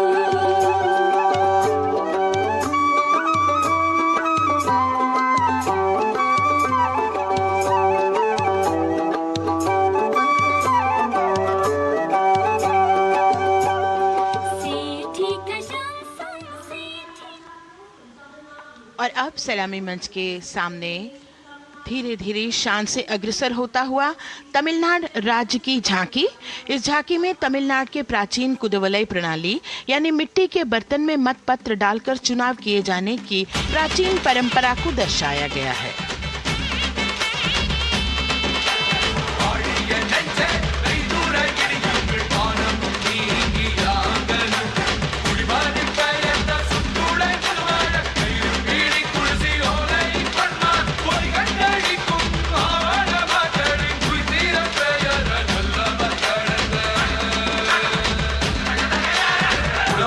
கண்ட தமிழ்குடியே வாழிய வாழிய வாழியவே உலகோலை கண்ட தமிழ்குடியே வாழிய வாழிய வாழியவே.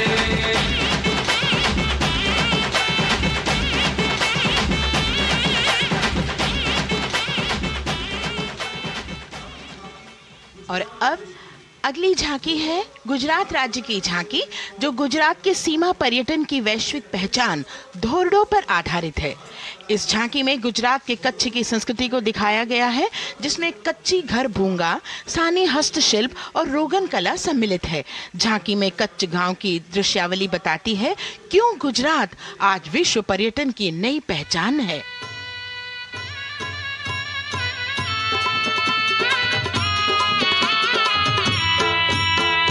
राणो या चिंधो राज मेरे भेड़ू राणो या चिंधो रे राणो या चिंधो राज मेरे भेड़ू राणो या चिंधो रे पई फुले जी भोर रे राणा रोने या जुणीरा पई फुले जी भोर रे राणा रोने या जुणीरा उतारा डिंधा योरना रे राणा उतारा डिंधा उतारा डिंधा योरना रे राणा उतारा डिंधा बिया मेरी जा बोल रे राणा रोने या जुणीरा राणो अचिंधो राज में भेड़ो राणो अचिंधो रे राणो अचिंधो राज में भेड़ो राणो अचिंधो रे राणो अचिंधो रे.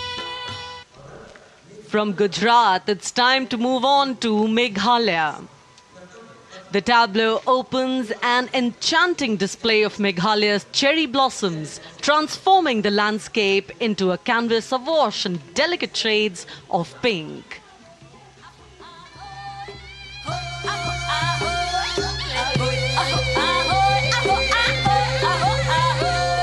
मेघालया आगली की जिस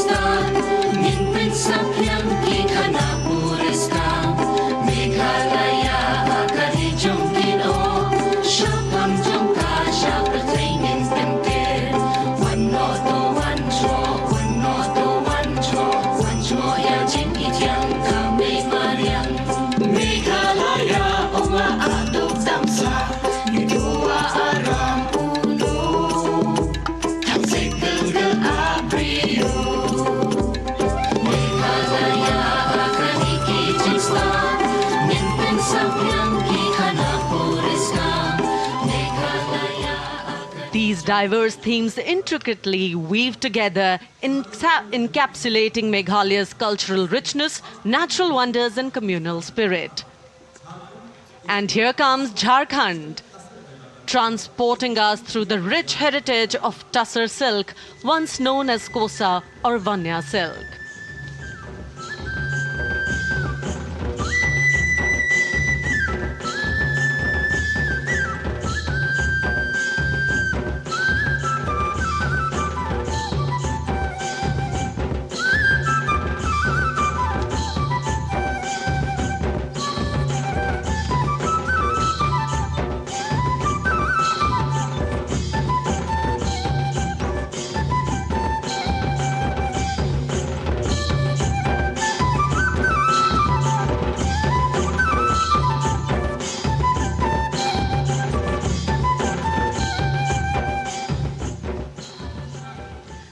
The tableau showcases the resilience of tribal women in production of Tussar silk. और ये है विकसित भारत समृद्ध विरासत को दर्शाती उत्तर प्रदेश की मनोरम झांकी, जो श्री अयोध्या धाम पर आधारित है। देशवासियों, हाल ही में श्री राम जन्मभूमि अयोध्या में संपन्न हुए श्री राम लला की प्राण प्रतिष्ठा समारोह को झांकी के अग्रभाग में दिखाया गया है।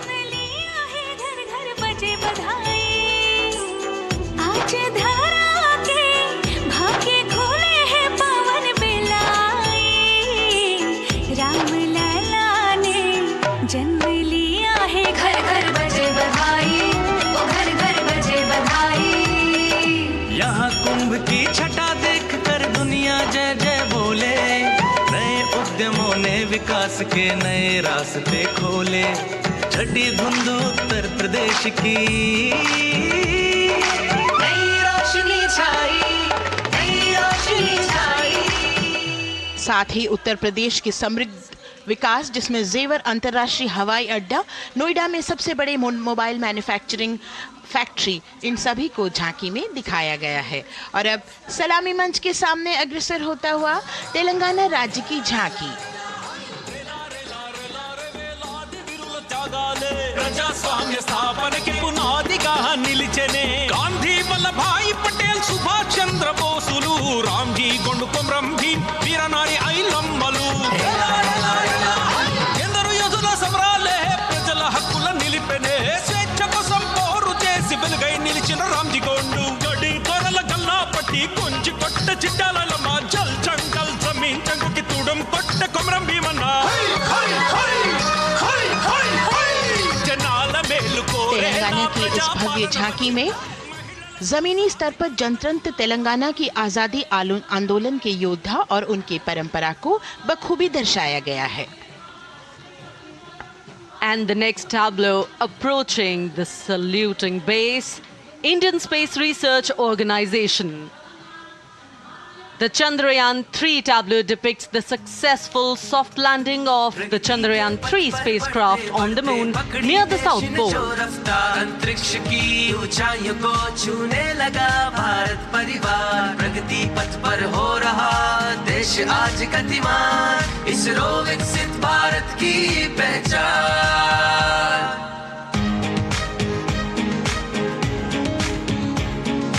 आर्यभट्ट भास्कर रोहिणी से शुरू हुआ इसरो का सफर, चंद्रयान और मंगलयान से पहुंचा नई ऊंचाइयों पर, गगनयान मिशन से रचे नया इतिहास, इसरो विकसित भारत की पहचान, इसरो विकसित भारत की पहचान। The next tableau approaching is of Council of Scientific and Industrial Research, CSIR. The visually enchanting tableau of Council of Scientific and Industrial Research aligns with the Viksit Bharat theme and is on the purple revolution ushered through lavender cultivation in Jammu and Kashmir.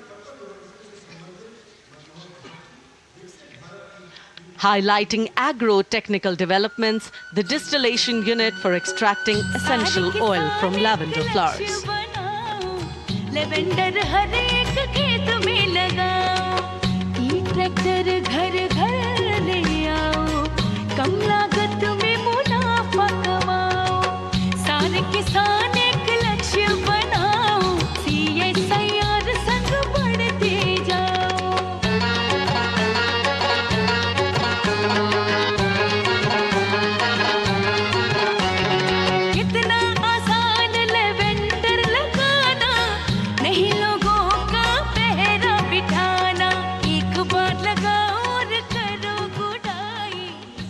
all-women CSIR tableau showcases achievements under government's initiatives of scientific developments. और अब electronic एवं सूचना प्रौद्योगिकी मंत्रालय की ये झांकी सलामी मंच की ओर अग्रसर होती हुई। ये झांकी सामाजिक सशक्तिकरण के लिए जिम्मेदार आर्टिफिशियल इंटेलिजेंस पर केंद्रित है, जिसका देश के स्वास्थ्य सेवा, लॉजिस्टिक और शिक्षा क्षेत्र में महत्वपूर्ण योगदान है। नए डिजिटल युग में हम साथ हैं,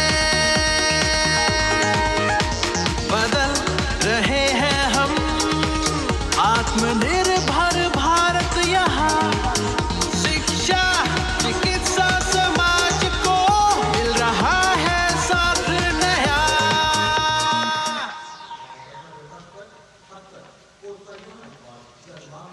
और अब कर्तव्य पथ पर शान से सलामी मंच की ओर अग्रसर होता हुआ पतन, पोत परिवहन और जल मार्ग मंत्रालय की झांकी, जो सागरमाला प्रोजेक्ट पर आधारित है। मंत्रालय द्वारा महिलाओं को अवसर प्रदान करने की प्रतिबद्धता के साथ नीली अर्थव्यवस्था की संचालक नारी शक्ति को इस झांकी में दर्शाया गया है। सागर तट संपन्न बन रहे, सफल हो रहे नए प्रयास, अधिक हुई क्षमता में वृद्धि, बंदरगाहों का हुआ विकास, नारी शक्ति ने कदम मिला नभ में, फैलाया नया उजास, पोत परिवहन से संभव हो पर्यटन का हुआ विकास। सागरमाला, सागरमाला, सागरमाला, सागरमाला, सागर।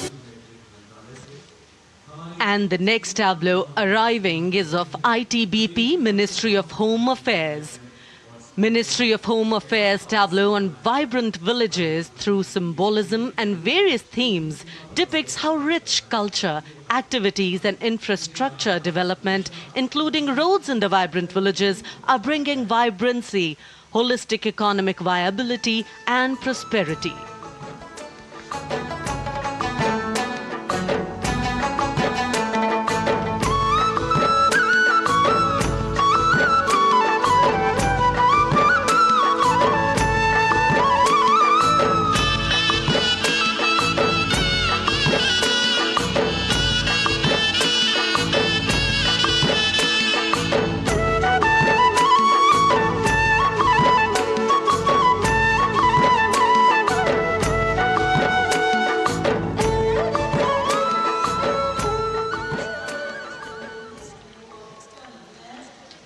The next tableau is of Ministry of External Affairs. The MEA tableau depicts successful completion of India's G20 presidency and its achievements. It reflects India's leadership of addressing global issues in an ambitious, decisive, inclusive and action-oriented manner. धरती एक कुटुंब है, जुड़ेगा छोर छोर, आशा से विश्व देखता है भारत की ओर। G20 अध्यक्ष पद जब भारत के जिम्मे आया, दूरदर्शिता और सहयोग से ये दायित्व निभाया, मिलकर हम सब साथ चलेंगे तभी मिलेगी भोर, आशा से विश्व देखता है भारत। और अब सलामी मंच की ओर अग्रसर होता हुआ भारत के चुनाव आयोग का ये मनोरम झांकी एक सशक्त विवरण का सांगोपान चित्रण कर रही है कि चुनाव प्रक्रिया लोकतंत्र, एकता का उत्सव है। साथ ही दोहराती है कि मतदाता की पृष्ठभूमि इस चुनाव प्रक्रिया में कितना महत्वपूर्ण भूमिका निभाती है। मैं ताकत हूँ, ताकत है मुझ में, मैं भारत हूँ, भारत है मुझ में, मैं ताकत हूँ, ताकत है मुझ में। हम भारत को नतमस्तक है, हम योद्धा के दो हस्तक है, हम भारत भाग्य विधाता है, हम भारत के मतदाता है।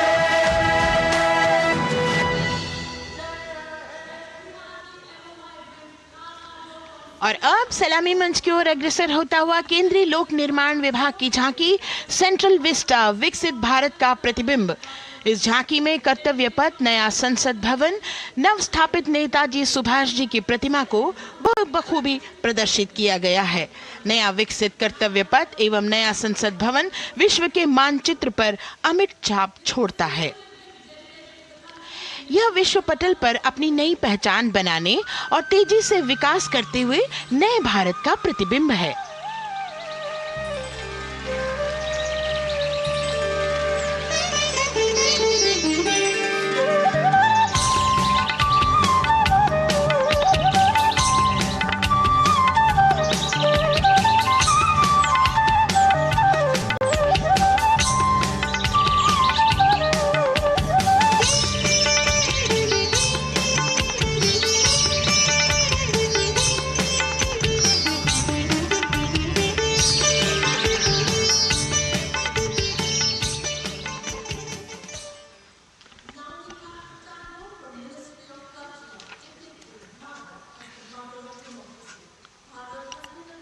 संस्कृति मंत्रालय की झांकी इस संदेश के साथ कि भारत है लोकतंत्र की जननी। भारत की लोकतंत्र में सदैव आस्था रही है। वैदिक काल में सभा और समितियों की नींव रखी गई थी। भारतीय लोकतंत्र प्राचीन काल से सामाजिक सद्भाव, समावेशिकता, समानता, समरसता और स्वतंत्रता से परिपूर्ण रहा है। वेदों में सभा, समिति और संसद जैसी जन भागीदारी वाली संस्थाओं के उल्लेख इसके प्रमाण हैं। महाजनपदों में हमारी समृद्ध लोकतांत्रिक विरासत का उल्लेख मिलता है। जैन और बौद्ध दर्शन में भी लोकतांत्रिक परंपरा के अनुसरण के दृष्टांत मिलते हैं। इसी तरह के संदर्भ हमारे अन्य ग्रंथों में भी हैं। उत्तर मेरूर, उक्कल एवं अन्य स्थानों पर उत्कीर्ण अभिलेखों में निर्वाचन पद्धति एवं प्रक्रिया के नियमों का उल्लेख है। चंद्रगुप्त, अशोक, कृष्णदेव राय, अकबर और शिवाजी जैसे महान शासकों ने अपनी अपनी शासन व्यवस्था में लोकोन्मुखी शासन के श्रेष्ठ उदाहरण प्रस्तुत किए हैं। पंचायत और ग्राम सभा जैसी व्यवस्था भारत के गांवों में, विशेषकर ईशान्य भारत के राज्यों में भी परंपरा से दिखाई देती है। हमारा सुदृढ़ संविधान हमें हमारे देश में लोकतांत्रिक व्यवस्था की सदा आश्वस्ति देता है। अपनी सुदीर्घ और गौरवशाली परंपरा के कारण ही भारत को लोकतंत्र की जननी कहा जाता है। And as the tableau from the Ministry of Culture passes on, we have cultural performances. The theme, Vande Bharatam, Nari Shakti. For the third year, the Ministry of Defence and the Ministry of Culture present their cultural extravaganza, Vande Bharatam. 1,500 dancers, 30 folk dance styles, 199 are tribal dance artists. We have Bollywood artists and classical dancers. And this grand performance representing the cultural splendor of India, a symbol of the tireless creative work of the Sangeet Natak Academy and the zonal cultural centers, an autonomous body of the Ministry of Culture. Out of the total of 1,500 female artists, we have 199 from the tribes, 399 classical dancers and 56 from Bollywood. Of the masks that will be seen here, 57 masks are related to tribal dances, while 63 are used in folk dances. Kuchipudi, Kathak, Bharatanatyam, Satriya, Odissi, Manipuri, Mohiniyattam. You name the dance form, they are all going to be represented here. Beauty and culture with perfect grace, rhythm and diversity. It's a very proud moment for India to showcase the complete kaleidoscope that makes up this great nation, a nation we call home, a nation that we belong to. Cultural performances, Vande Bharatam depicting Nari Shakti here on Kartavya Path. Everybody wanting to identify with a particular dance style familiar to them, close to them or close to their state. So everybody all set to witness this beautiful segment of the Republic Day parade as India comes together to celebrate its 75th Republic Day. A lot of agencies have put in their effort to synchronize the sound system, each dancer beautifully choreographed and synchronized.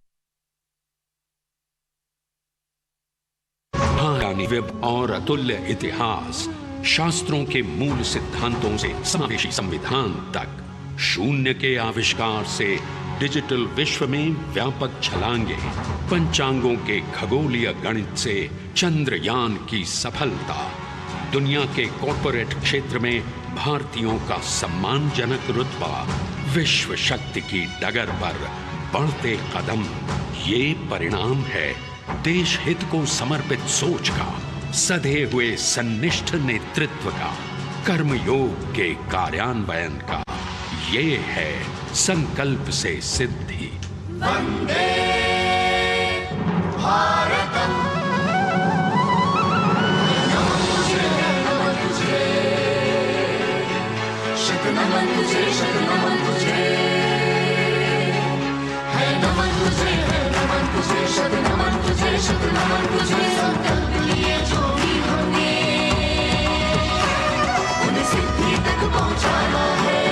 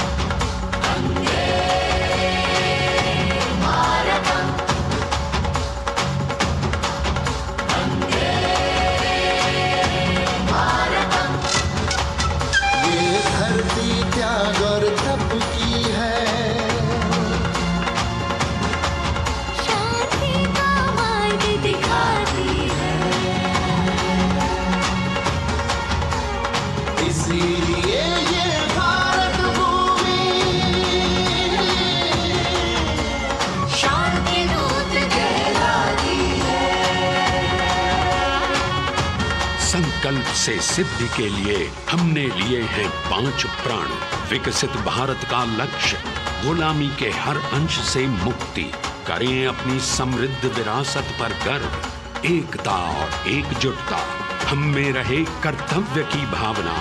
अब दृष्टि है वर्ष 2047 पर।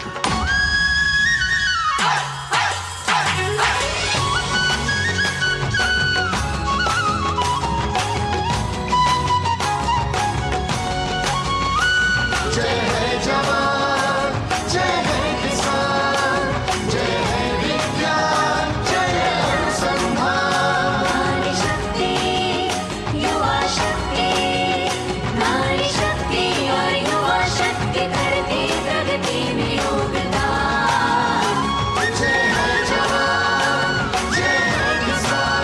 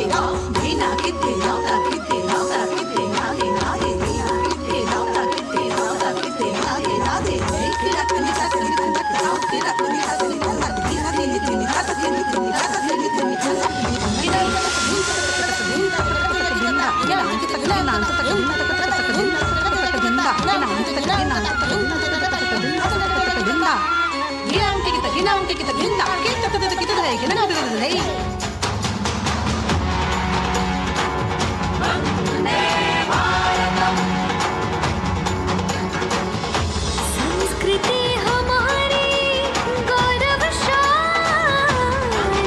संस्कार हमारे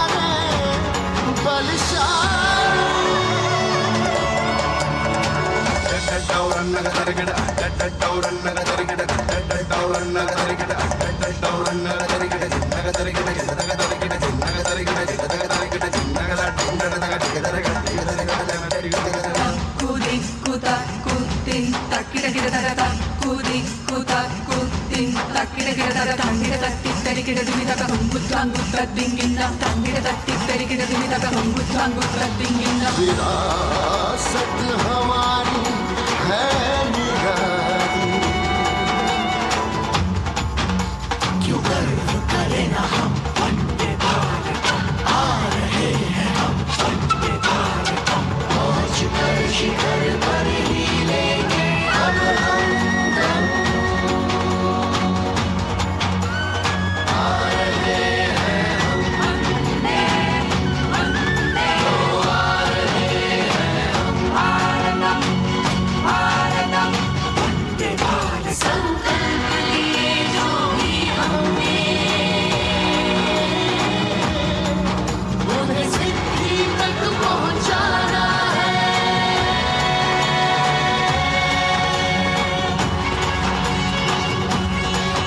वंदे भारतम, वंदे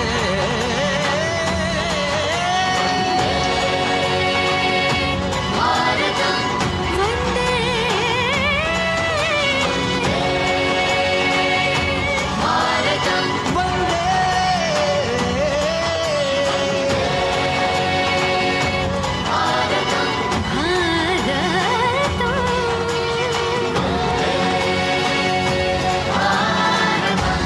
वो क्षितिज पर 2047 का सूर्य प्रकाशित कर रहा है विश्व को भारत की विश्व शक्ति किरणों से।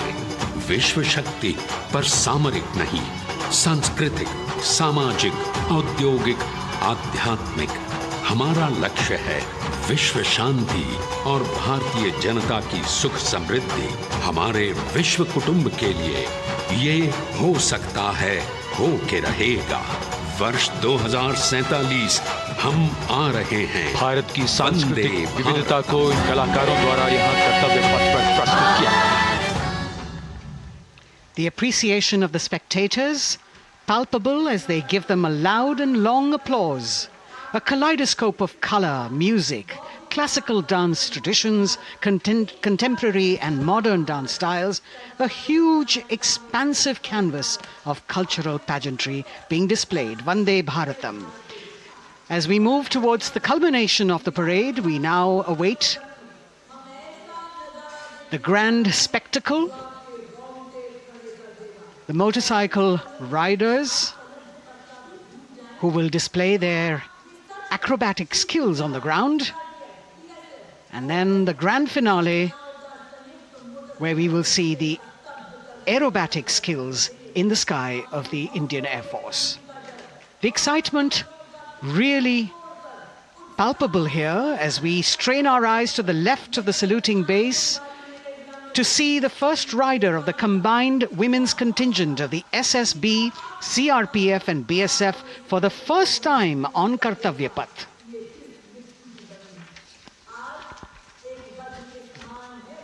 The debut of this year's Republic Day Parade. The riders have obviously been training for a very long time to display their skills here. The crowd's restless because they know that they have to be alert to the riders who will flash by. We have the invited guests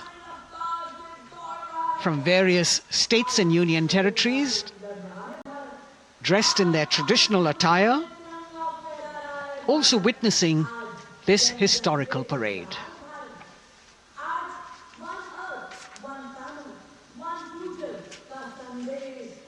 Paying attention to what is going on the ground, President Macron, Prime Minister Modi, all watching.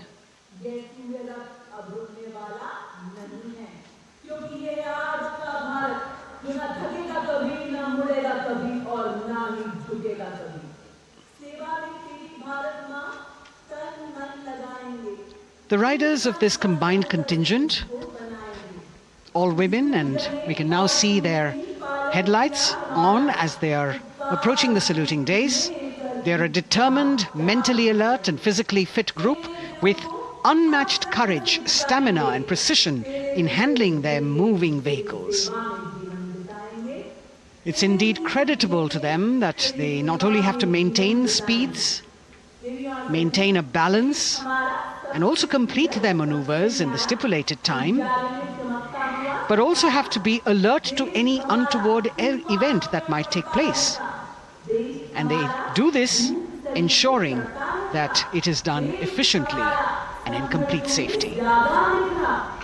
Assistant Commandant Seema Nag of the team, right in front on the motorcycle as she salutes.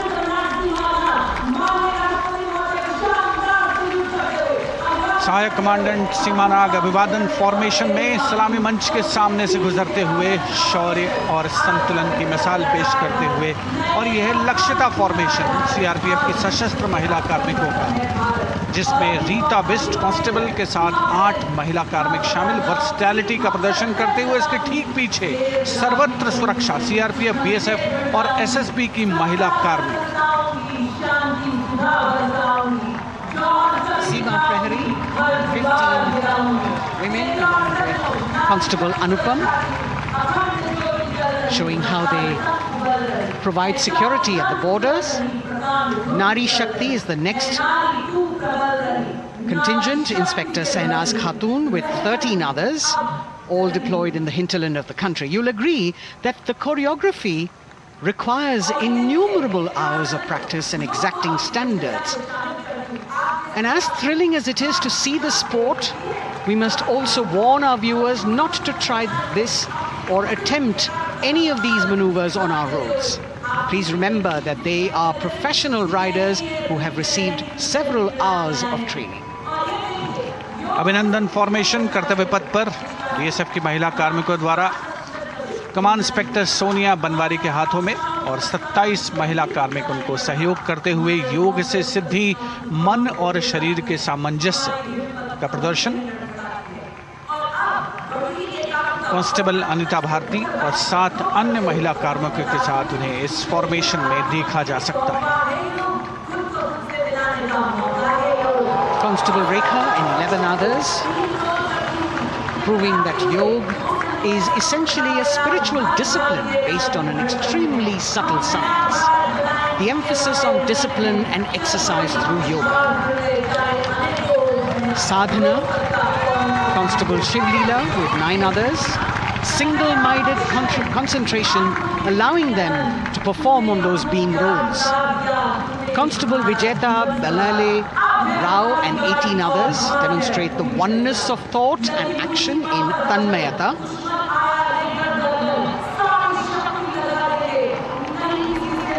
CRPF BSF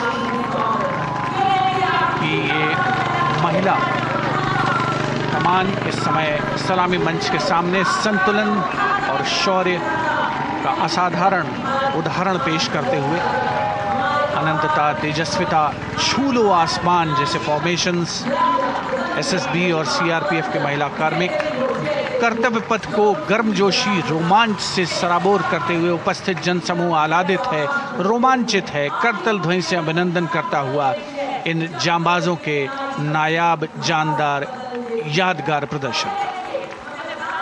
Precision to the split of a second that has all of us watching them mesmerized by the kind of antics they are performing today. Constable Neelam Grave with 2 others, Constable Poonam with 5 others, doing the Chandrayaan.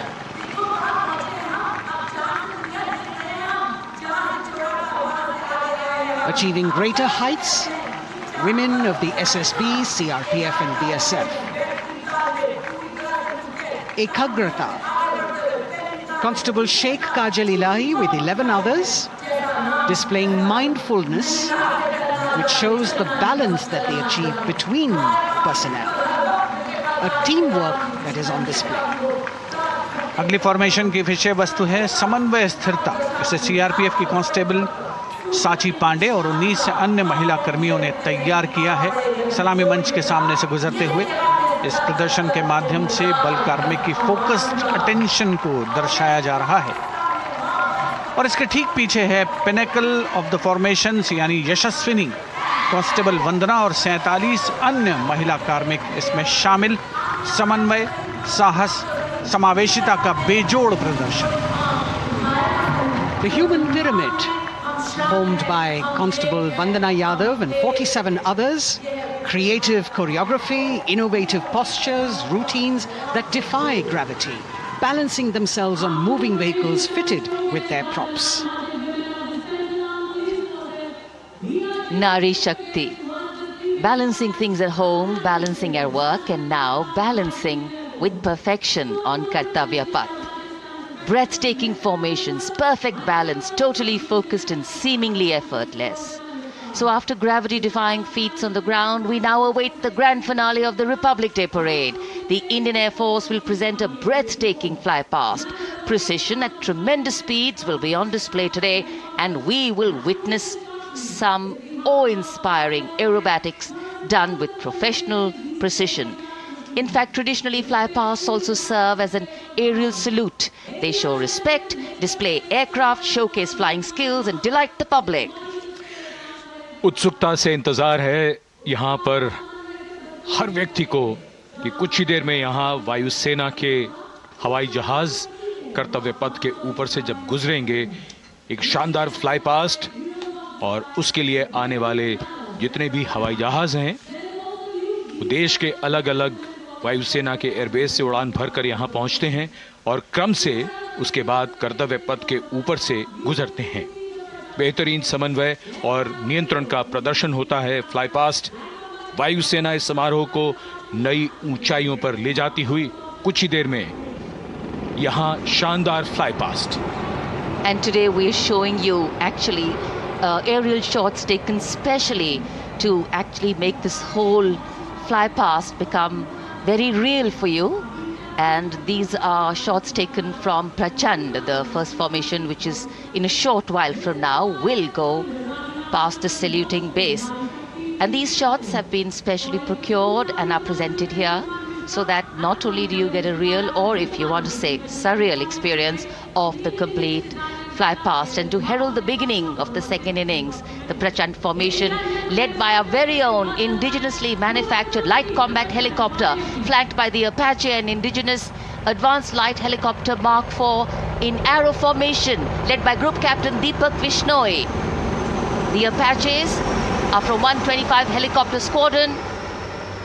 Gladiators being captained by Group Captain Anand Kumar Yadav and Wing Commander Hashir Habib, Vayu Sena medal, with squadron leader Ragi Ramachandran as the co-pilot.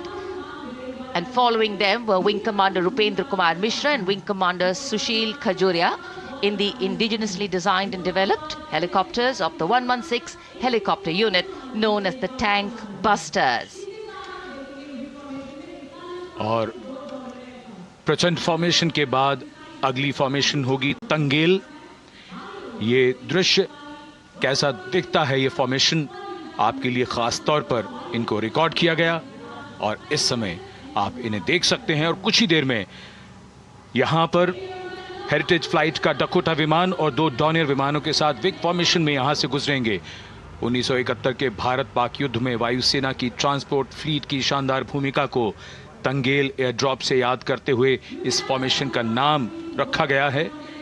Wing commander AK Singh और wing commander HD काला Dakota विमान को उड़ा रहे हैं। तंगेल 2 जो Dornier विमान है उसकी कमान विंग कमांडर शुभम मिश्रा के हाथों में, उनके साथ फ्लाइट लेफ्टिनेंट साई श्रद्धा, और जो दूसरा डॉनियर विमान होगा उसमें स्क्वाड्रन लीडर निकिता मल्होत्रा और उनके को pilot flight lieutenant N Gurunathan. Tangail formation में निगाहें आकाश की ओर, राष्ट्रपति भवन की तरफ। वहां आकाश में एक एक करके ये हवाई जहाज कर्तव्य पथ की ओर बढ़ते हुए। And in the misty skyline we can see the Tangel formation. Our cameras are trying their best to catch perfect shots for you, being led by an Indian Air Force Dakota of Heritage Flight with 2 Dorniers of 41 Squadron in VIG formation, going past the saluting base.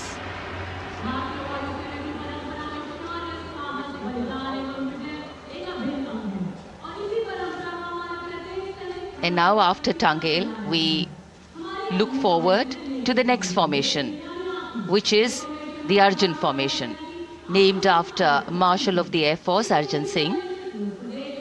And these are shots from the formation taken, and these are not live shots, we'd like to remind you. This formation will be led by the C-295, the latest tactical transport aircraft of the Indian Air Force from 11th Squadron, being captained by Group Captain Prashant Singh Negi and Wing Commander Vikram Seth, with 2 C-130J tactical transport aircraft in VIG formation being flown by Group Captain Ankit Raj Singh and Squadron Leader Sparsh Helawat to the right, and Wing Commander Manish Vyas and Squadron Leader KV Prasad to the left, all from 77th Squadron known as the Veiled Vipers. कर्तव्य पथ के ऊपर Arjun formation, air force के martial Arjun Singh के नाम पर यह formation. कर्तव्य पथ पर धूप तो निकल आई है लेकिन अभी आकाश में धुंध बाकी है, इसलिए ढूंढना पड़ता है इन फॉर्मेशंस को, लेकिन उत्सुकता बरकरार। और ये अगली फॉर्मेशन नेत्र फॉर्मेशन, ये उसके दृश्य जो पहले रिकॉर्ड किए गए हैं और इस समय हम इन्हें देख सकते हैं। आकाश में नेत्र, आकाश में आंखें चाहिए टोह के लिए। एम्ब्रेयर विमान इस फॉर्मेशन की अगुवाई करेगा। स्वदेशी निगरानी सिस्टम से लैस ये airborne early warning and control है। ये शत्रु के विमान को बहुत दूर से पहचान कर अपने लड़ाकू विमानों को उन्हें नष्ट करने का निर्देश दे सकता है। इस विमान के दोनों तरफ multi role Sukhoi 30 MKI fighter विमान। Going past the saluting base, the Netra formation, eyes in the skies.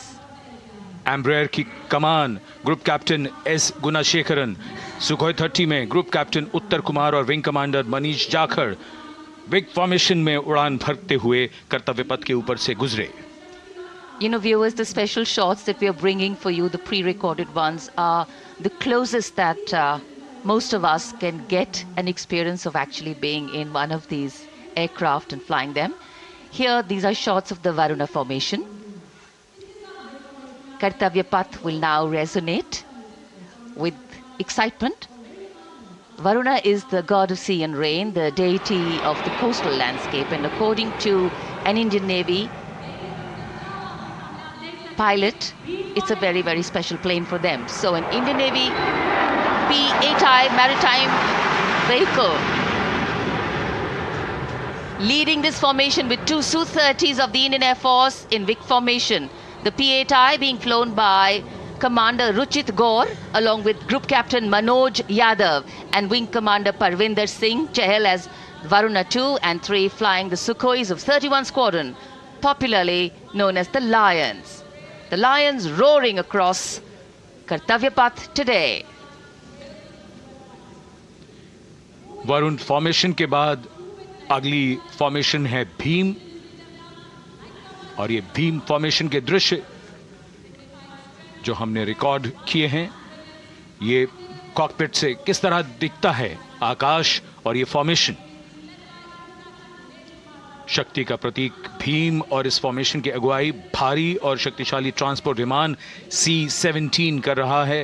वायुसेना के C-17 विमान की कमान ग्रुप कैप्टन समीप निझावन के पास है और इसके साथ 2 सुखोई 30 विमान स्क्वाड्रन लीडर अमित कुमार यादव और विंग कमांडर अक्षय अरुण महाले की कमान में कुछ ही देर में यहां कर्तव्य पथ के ऊपर से गुजरेंगे।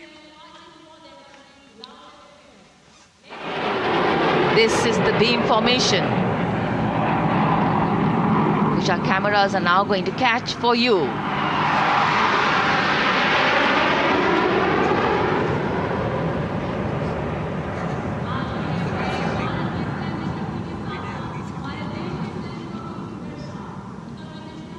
So as we shared earlier, it's a cloudy sky, and the pre-recorded visuals are definitely very clear, giving you clarity. But today, though we all did pray to the sun gods, but yes, we got some, but we didn't get some.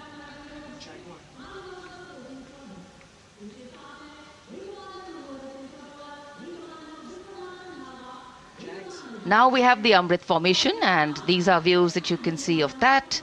All Jaguars. Formation derives its name from Amrit Kal, India's vision for 2047. And the Arrowhead formation will be flown by 6 Jaguar aircraft led by Group Captain Nagendra Abhishek along with his wingmen, Wing Commander Manorat Sabarwal, Wing Commander Vishwanathan Naga, Wing Commander Jay Krishnan, Squadron Leader Akash Karpe and Wing Commander Chakrapani Kajla, all from the 14th and 5 squadrons popularly known as the Bulls and the Tuskers respectively. लगभग 750 kilometre प्रति घंटे की रफ्तार और ऊंचाई 300 metre की आकाश में ओझल हो गए 6 जैगुआर विमान ग्रुप कैप्टन नागेंद्र अभिषेक की कमान में। अगली फॉर्मेशन वज्रांग, भारतीय वायुसेना के 6 राफेल लड़ाकू विमान मारुत फॉर्मेशन में। ये दृश्य कॉकपिट से। फॉर्मेशन की कमान संभाली है ग्रुप कैप्टन अभिषेक त्रिपाठी ने, उनके साथ wing commander Chaitanya Suryavanshi, squadron leader Yash Savalkar, wing commander Amit Verma, squadron leader Sushil Shinde और squadron leader Vijay Chandgude. All Rafale aircrafts, the Vajrang formation, meaning diamond-bodied, showcasing 6 Rafale fighter aircraft of the Indian Air Force, led by Group Captain Abhishek Tripathi, with his wingmen, Wing Commander Chaitanya Suryavanshi, Squadron Leader Yash Savalkar, Wing Commander Amit Verma, Squadron Leader Sushil Sinde, and Squadron Leader Vijay Chandgade, all from 101 Squadron, known as the Falcons. त्रिशूल formation, कर्तव्य पथ के सामने जो नहर है उसके ऊपर से कुछ ही देर में 3 सुखोई 30 MKI लड़ाकू जहाज त्रिशूल फॉर्मेशन में गुजरेंगे। 900 किलोमीटर प्रति घंटे की रफ्तार, बुराई का नाश करने के लिए त्रिशूल फॉर्मेशन की अगुवाई कर रहे हैं ग्रुप कैप्टन सचिन अरोड़ा और उनके साथ ग्रुप कैप्टन ओमार ब्राउन और wing commander Navjot Singh. As these Su-30s go past the saluting base, flying at these heights and speeds, the pilots are rigorously trained to handle extreme physical and mental pressure, and the focus and expertise with which they fly, maneuver, change direction and speeds at these heights requires unparalleled courage, determination and passion for flying.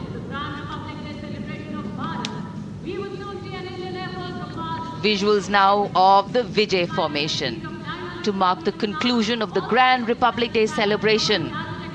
We will soon see an Indian Air Force Rafale displaying the Vijay maneuver. We will see the Rafale flying at a speed of 900 kilometers per hour, all set to touch the sky with glory as it executes the victory roll maneuver over Kartavya Path, also called Vertical Charlie.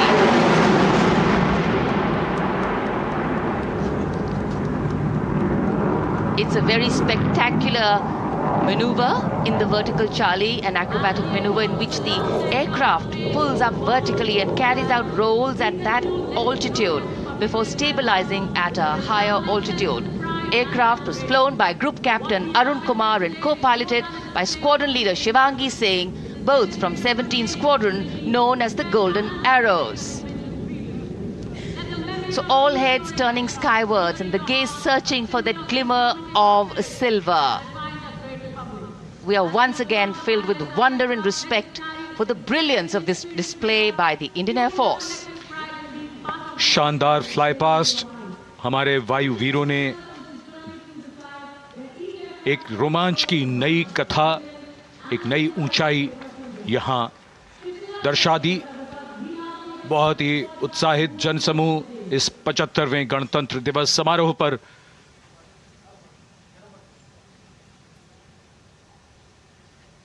उत्साह और रोमांच, बहुत ही शानदार समापन, शानदार flypast वायुसेना का। Absolutely. So, though the parade here concludes at Kartavya Path today, the celebrations do not end. As we saw those happy faces, excited young people, today with the understanding that India has come a long way since it became an independent republic, with a lot of hard work, dedication and wise leadership from many quarters, we know that we still have a long way to go to ensure that the constitution we adopted and whose adoption we celebrate today takes on true meaning for every Indian.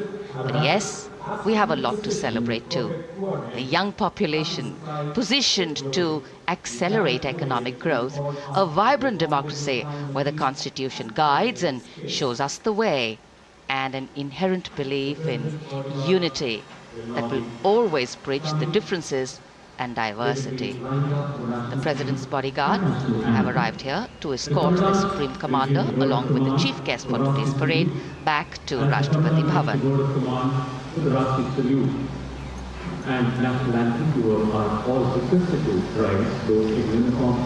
As we reach the culmination of the 75th Republic Day Parade, all the officials standing in line. We now see the President's bodyguard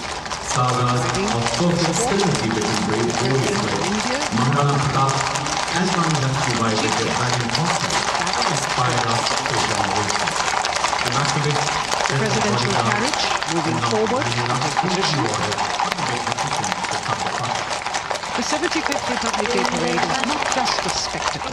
It is a reflection of India's journey over the past 7 decades and a glimpse into its future aspirations.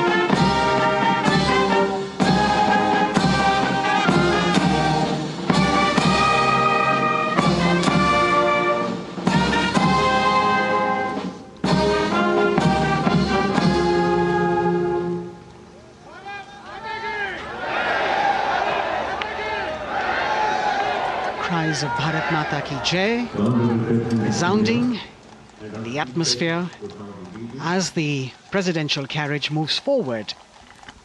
And the president, escorted by the Prime Minister and other guests who were seated in the special enclosure, coming down the steps to acknowledge the presence of the three chiefs, the Chief of Defence Staff, the Defence Minister, and other dignitaries who are present here. Everyone waiting to see this spectacular display of military power, presidential pomp and pageantry. इस बार का गणतंत्र दिवस समारोह कई मायनों में खास है।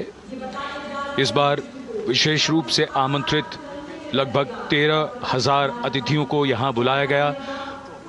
उनके लिए विशेष दीर्घाओं में स्थान निश्चित किया गया और इस समय माननीय राष्ट्रपति, आज के समारोह के मुख्य अतिथि फ्रांस के राष्ट्रपति, प्रस्थान कर रहे हैं सलामी मंच से। माननीय प्रधानमंत्री और अन्य गण्यमान्य व्यक्ति एक भव्य और शानदार समारोह जिसमें लगभग 40 वर्षों बाद बहुत लोगों ने बग्घी को पहली बार देखा।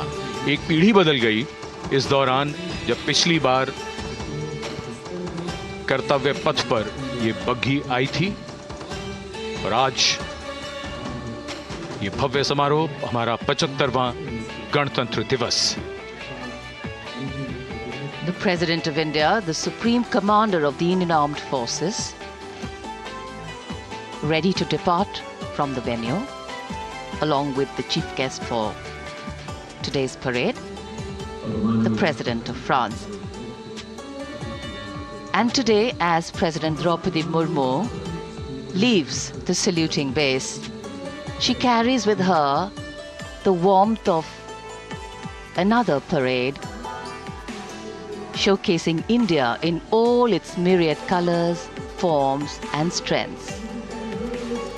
An aspiring nation on the move, a country coming into its own, learning and growing, and yet at times leading with knowing, capable, paradoxical, dependable and vocal. Not very describable, but yes, very relatable. In fact, in India, our similarities make us one and our differences make us strong. And as we conclude our 75th Republic Day celebrations here on Kartavya Path, the thousands who came to see the parade go back home, we once again wish with all our warmth Republic Day greetings. It's a day of celebration. The President's bodyguard now getting the command to position themselves to the right and the left of the buggy and escort the dignitaries towards Rashtrapati Bhavan.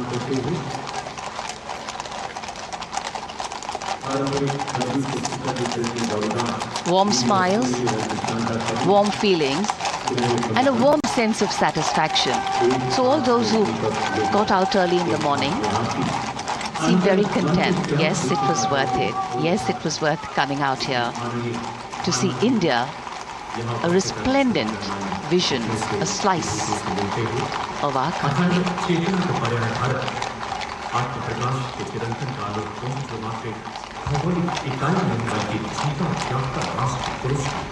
देश की सेनाओं की सर्वोच्च commander, Bharat के राष्ट्रपति माननीय श्रीमती द्रौपदी मुर्मू इस वर्ष गणतंत्र दिवस के हमारे खास मेहमान फ्रांस के राष्ट्रपति श्री इमैनुअल मैक्रों के साथ कर्तव्य पथ से रायसीना पहाड़ी की ओर राष्ट्रपति भवन की ओर समारोह पूर्वक प्रस्थान कर रही हैं, जिन्हें एस्कॉर्ट कर रहे हैं प्रेसिडेंट बॉडीगार्ड के जोशीले जवान, रेजिमेंट के कमांडेंट कर्नल अमित बेरवाल अपने घोड़े ग्लोरियस पर। राष्ट्रपति महोदय के दाहिनी ओर और बाईं ओर अपने घोड़े पर Colonel Ramakant, Lieutenant Colonel Ramakant Yadav. राष्ट्रपति जी की बग्गी की अगुवाई अपने घोड़े अर्जुन पर रिसालदार सुंदर सिंह तंवर कर रहे थे। देश के उपराष्ट्रपति श्री जगदीप धनखड़, उनकी पत्नी श्रीमती सुदेश धनखड़, माननीय प्रधानमंत्री श्री नरेंद्र मोदी, रक्षा मंत्री श्री राजनाथ सिंह, राष्ट्रपति महोदया के प्रस्थान के बाद एक गणमान्य अतिथि समारोह स्थल से प्रस्थान करेंगे। उपस्थित जनसमूह उत्कंठा से अपने अपने स्थानों पर मौजूद हैं, जिन्होंने देश की समृद्ध सांस्कृतिक विरासत और वैभव का अलौकिक प्रदर्शन देखा, जिन्होंने सामरिक शक्ति के प्रदर्शन देखे। माननीय उपराष्ट्रपति महोदय श्री जगदीप धनखड़ प्रस्थान कर रहे हैं कर्तव्य पथ स्थित सलामी मंच से।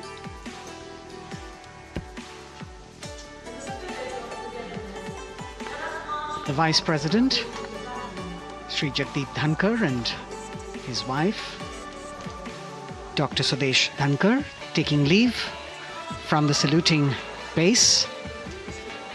As each of the dignitaries will slowly move from this venue, the Honorable Prime Minister, making his usual stride across to greet the spectators who are assembled here, and the guests are really excited to be able to acknowledge him and greet him and see him at close quarters.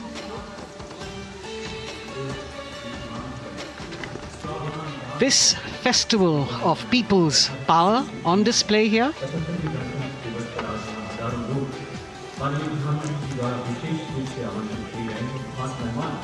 a parade that celebrates the memory of the momentous struggle that the founders of the Republic undertook for freedom from imperialism and building a modern democratic nation.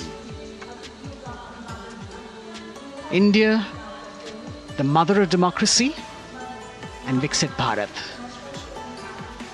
The Prime Minister acknowledging the presence of these special invitees,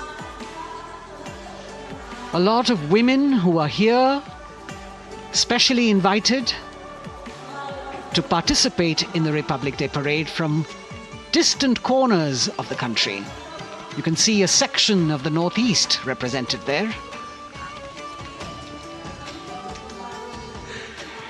ये समारोह का वो हिस्सा है जिसका यहाँ आने वाले हर व्यक्ति को इंतज़ार रहता है, प्रतीक्षा रहती है, जब प्रधानमंत्री दर्शक दीर्घाओं के निकट जाते हैं और उनका अभिवादन स्वीकार करते हैं।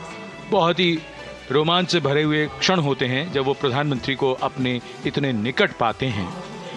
ये वो दीर्घाएं हैं जहाँ पर विशेष रूप से बुलाए गए अतिथि, अलग अलग योजनाओं के लाभार्थी और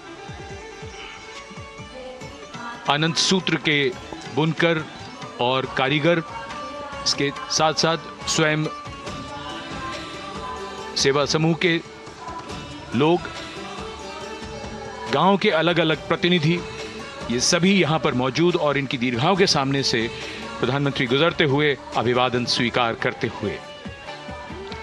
Indeed, the Prime Minister has always broken the barriers of security, which is actually a matter of concern for the security persons who are on duty here. But the Prime Minister has to acknowledge and celebrate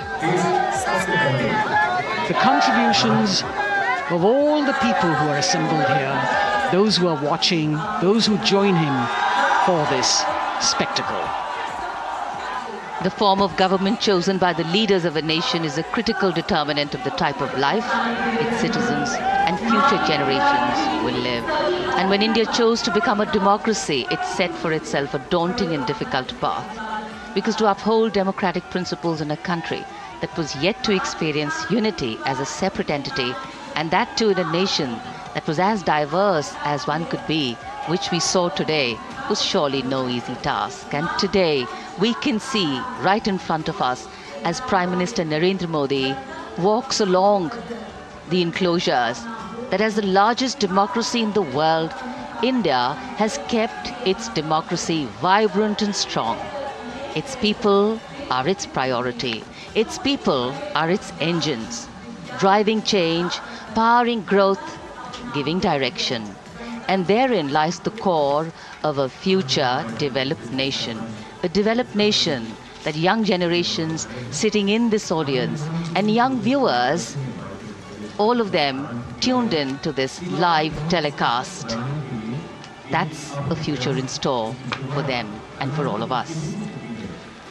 कर्तव्य पथ पर काफ़ी बड़ा इलाका है, सलामी मंच के दाएं और बाईं ओर, जहां प्रधानमंत्री दर्शक दीर्घाओं के निकट जाकर अभिवादन स्वीकार कर रहे हैं और जनसमूह बहुत ही उत्साहित उनको अपने निकट पाकर ये ऐसे क्षण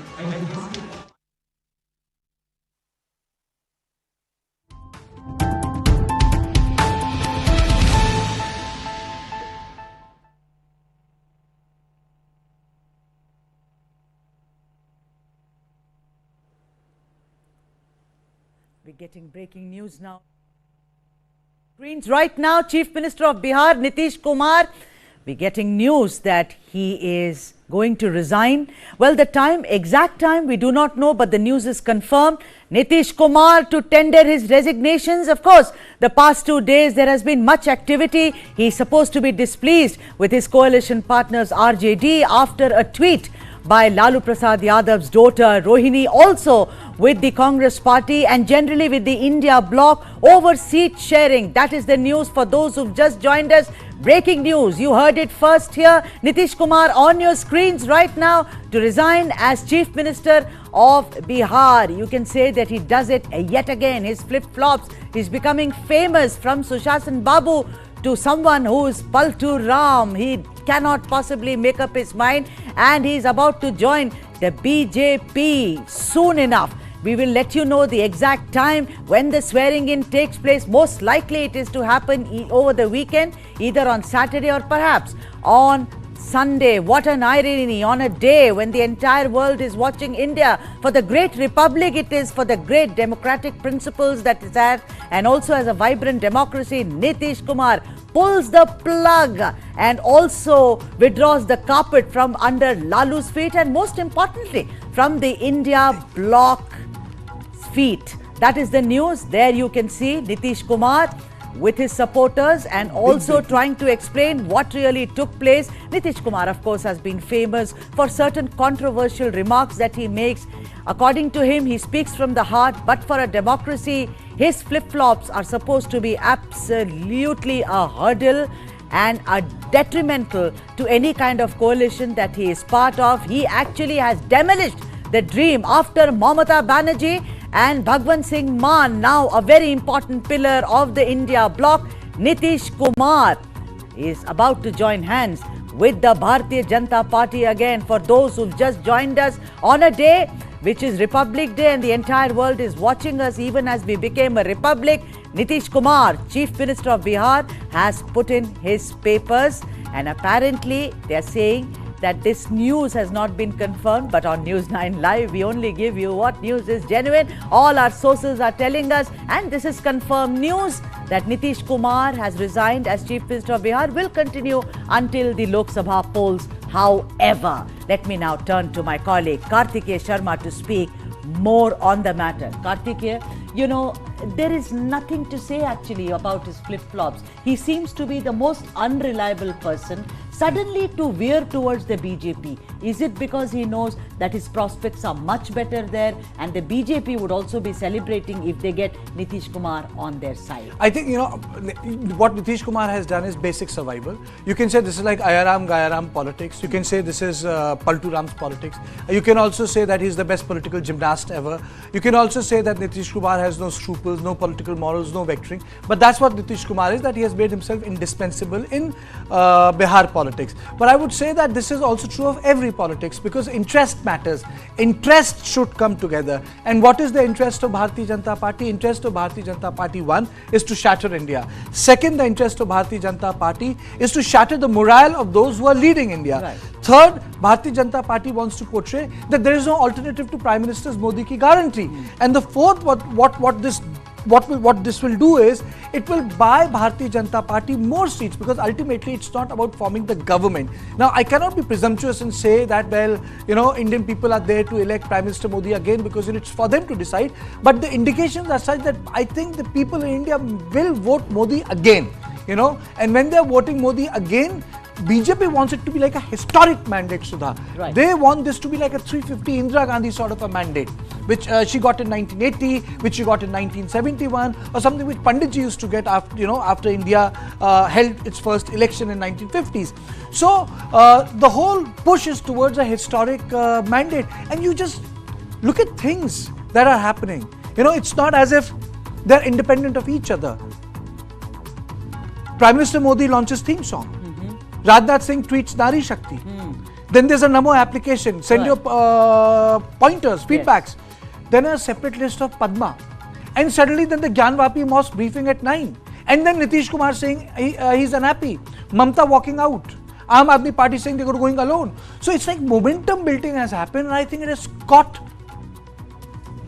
India alliance napping, Sudha. They have been caught napping. And you know what is very surprising is, Kartikeya, if you remember, the first few meetings of India Bloc were held by Nitish Kumar. It was Nitish Kumar at the center with the Gandhis, flanked by the Gandhis, and then Stalin and everyone else. So he was supposed to be the colonel of the India Bloc, convener or president. There was of course talk about him actually doing that. You know, don't you think that the India Bloc, once again, like they said about Mamata, that we cannot have an India Bloc without Mamata Banerjee? Do you think the India Bloc will try and convince him? Would he want more, or it's just curtains for Nitish and India Bloc?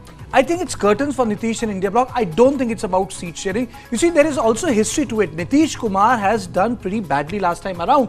From being the top dog, he is not even the underdog. He is number 3 in Bihar politics. Nitish Kumar was humiliated in the election. So Nitish feels that if he is going to fight elections with Tejasvi, whatever happens after Lok Sabha elections, there will be tremendous pressure on him to leave. One.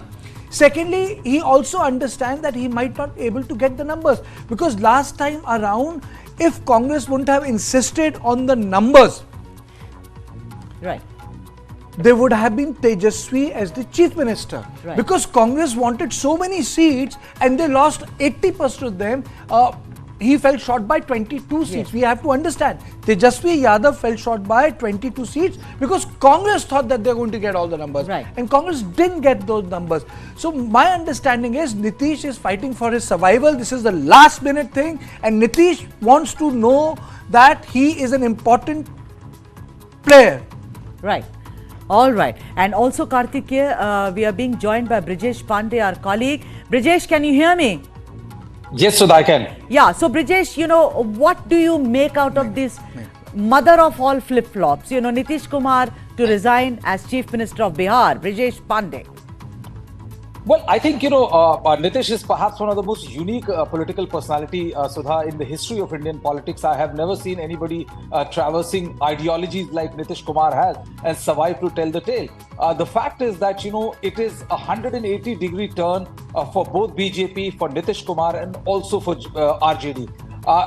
In the last assembly election, Nitish Kumar was hemmed from all sides, and that included BJP as well, where, they allowed Chirag Paswan to fight, and Nitish Kumar felt that the BJP sabotaged his entire election just to make sure that the number of seats which has been won by the BJP, which is won by the JDU, is nowhere close to the BJP. And this insult or this slight is something which Nitish Kumar never forgot. And that is the reason why, if you remember, there was a breakup in the LJP, and Chirag Paswan was thrown out of his father's house, which was occupied by Mr. Senior Paswan for like decades altogether. Now what has happened is that the BJP, which had first tried to rein in Nitish Kumar by making 2 deputy chief ministers and taking away Sushil Modi and removing Sushil Modi as deputy chief minister, when everybody knew that Sushil Modi had great equation with Nitish Kumar, now it has all come full circle for both Nitish Kumar as well as the BJP. Now what we have been given to understand is that Sushil Modi is likely to be the chief minister, Nitish Kumar is likely to be the deputy chief minister, Nitish Kumar is likely to be the chief minister, and Nitish Kumar is going to go with the BJP. I think, what he has done is basically he has thrown his lot with the party which he feels is going to perform much better than the India alliance, with which he was always had a very love-hate relationship right from the word go. Sudha? Coming back to you, Brijesh, with me in the studio is our colleague Kartikeya Sharma. Kartikeya Sharma, the other big question is, what will be the role of Tejasvi Yadav, the rising sun, the man who's supposed to be next best bet for Bihar? So look at the scenario minus Nitish Kumar. What happens to this so-called nephew, the Chacha Bhatija duo? Okay, there are a couple of things. Which will happen, and I would say, one, Tejasvi Yadav will have to redefine himself. One, he will have to somehow create understanding with the local parties, because with Nitish out, he will have to bank on the Congress. That's one. The second, the bigger issue of Nitish Kumar walking out of this whole thing would be that Nitish Kumar will, Tejasvi Yadav will have to accommodate a bigger part of the Congress, in the sense that they will have to end up giving more seats to the Congress. That is the second thing. The third thing would be, when the government immediately falls, India will need to meet again. So I would say the center of gravity would shift back to the Congress party, and I think there will be no India, and this will end up becoming UPA again. Alright. So I think India as an alliance will be dead. I think this will become a sort of a UPA functioning as in India, because you see, if you don't have Chandrasekhar Rao, if you don't have Mamta, if you don't have Kejriwal, if you don't have Nitish, then you do not have gravitas. You don't have India. India Alliance. You don't have India Alliance. Hold your thought. Brijesh, if you are with me, what Kartikeya says is Tejasvi may go with the Congress and give out more votes to the Congress. But today, look at it. When we talk about the India Alliance, the kernel of it is the Congress. They say we are the biggest opposition, blah, blah, blah. We have the maximum gravitas. But, look at this. Won't then Tejasvi Yadav also drive a very hard bargain, Brijesh, to say, look, this is only, you are only the second best. I'm not going to actually depend on you, because here I am the king. I am the kingmaker.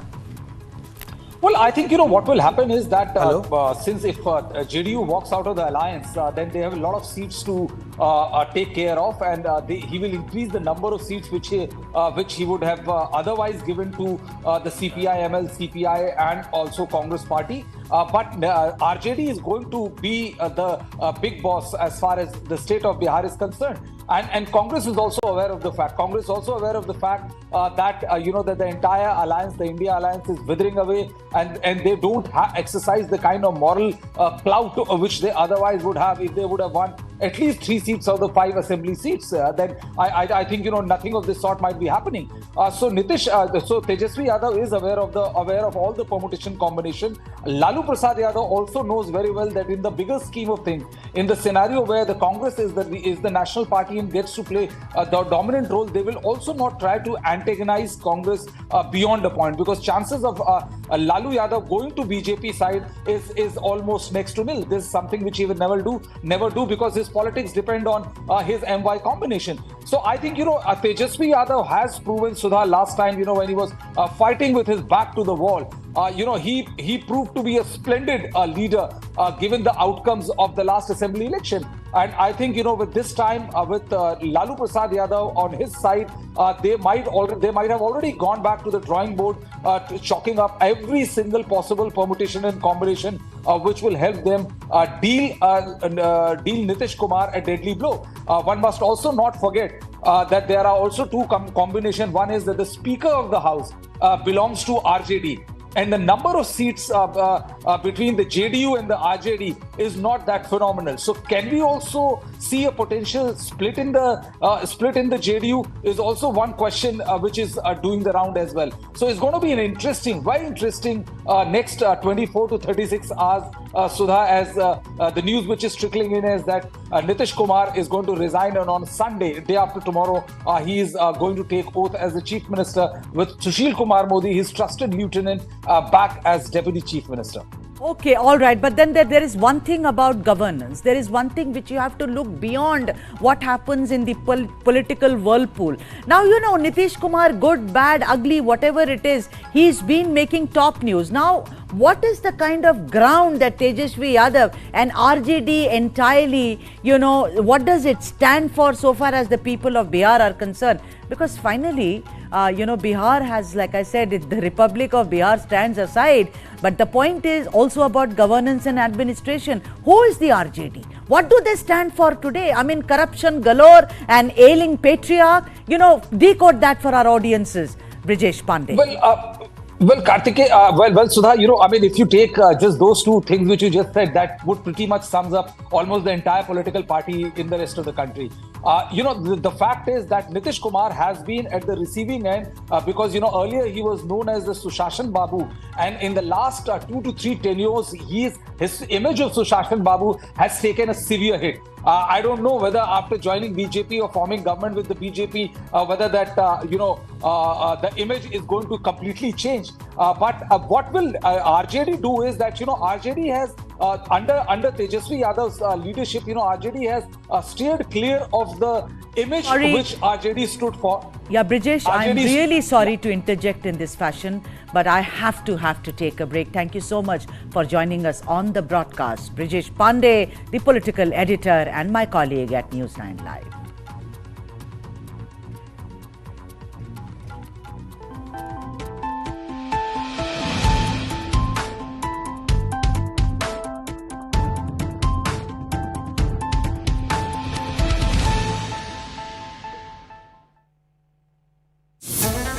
It was my 14th birthday. On birthday, daughter waits home missing father. He was carrying a cake for his daughter. 49-year-old Birmingham-based Indian diplomat vanishes. He was grabbed and bundled into a car by 4 assailants. KLA claims responsibility. Demands Kashmiri separatists. Makbul Bhatt's release. Goli maro. Or फेंक दो. And within 3 days, they shot him dead. Abducted diplomat. Found murdered in Leicestershire. I said, who ordered to kill him? To me, he said, yes, I ordered it. And he never came home.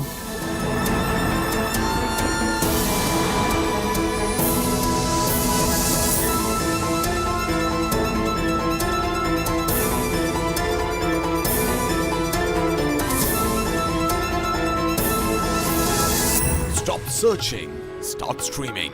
Download the world's first news OTT, News9 Plus, ahead of the curve.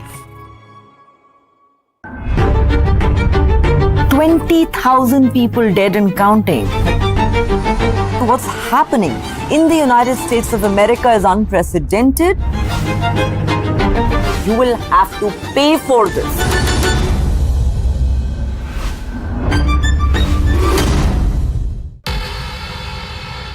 Pakistani spy agency ISI's sinister plan to target India. Training women to honey trap top civil and military officials. Counter honey trapping ops initiated by India. But gullible victims still caught in the web. Top military intelligence experts break down the web of deception.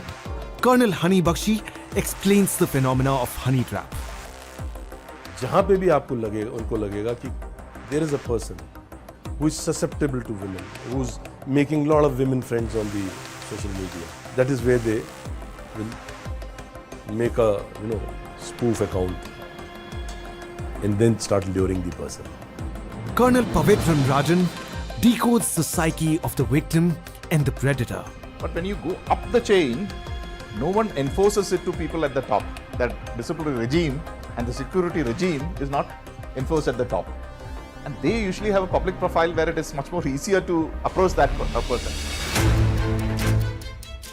A News9 special on how modern technology has added teeth to the ancient spying tactic.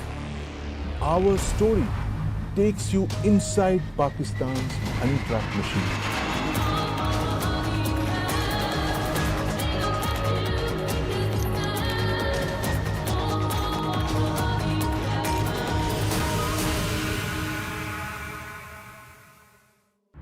This and more, streaming on world's first news OTT, News9 Plus. Download now.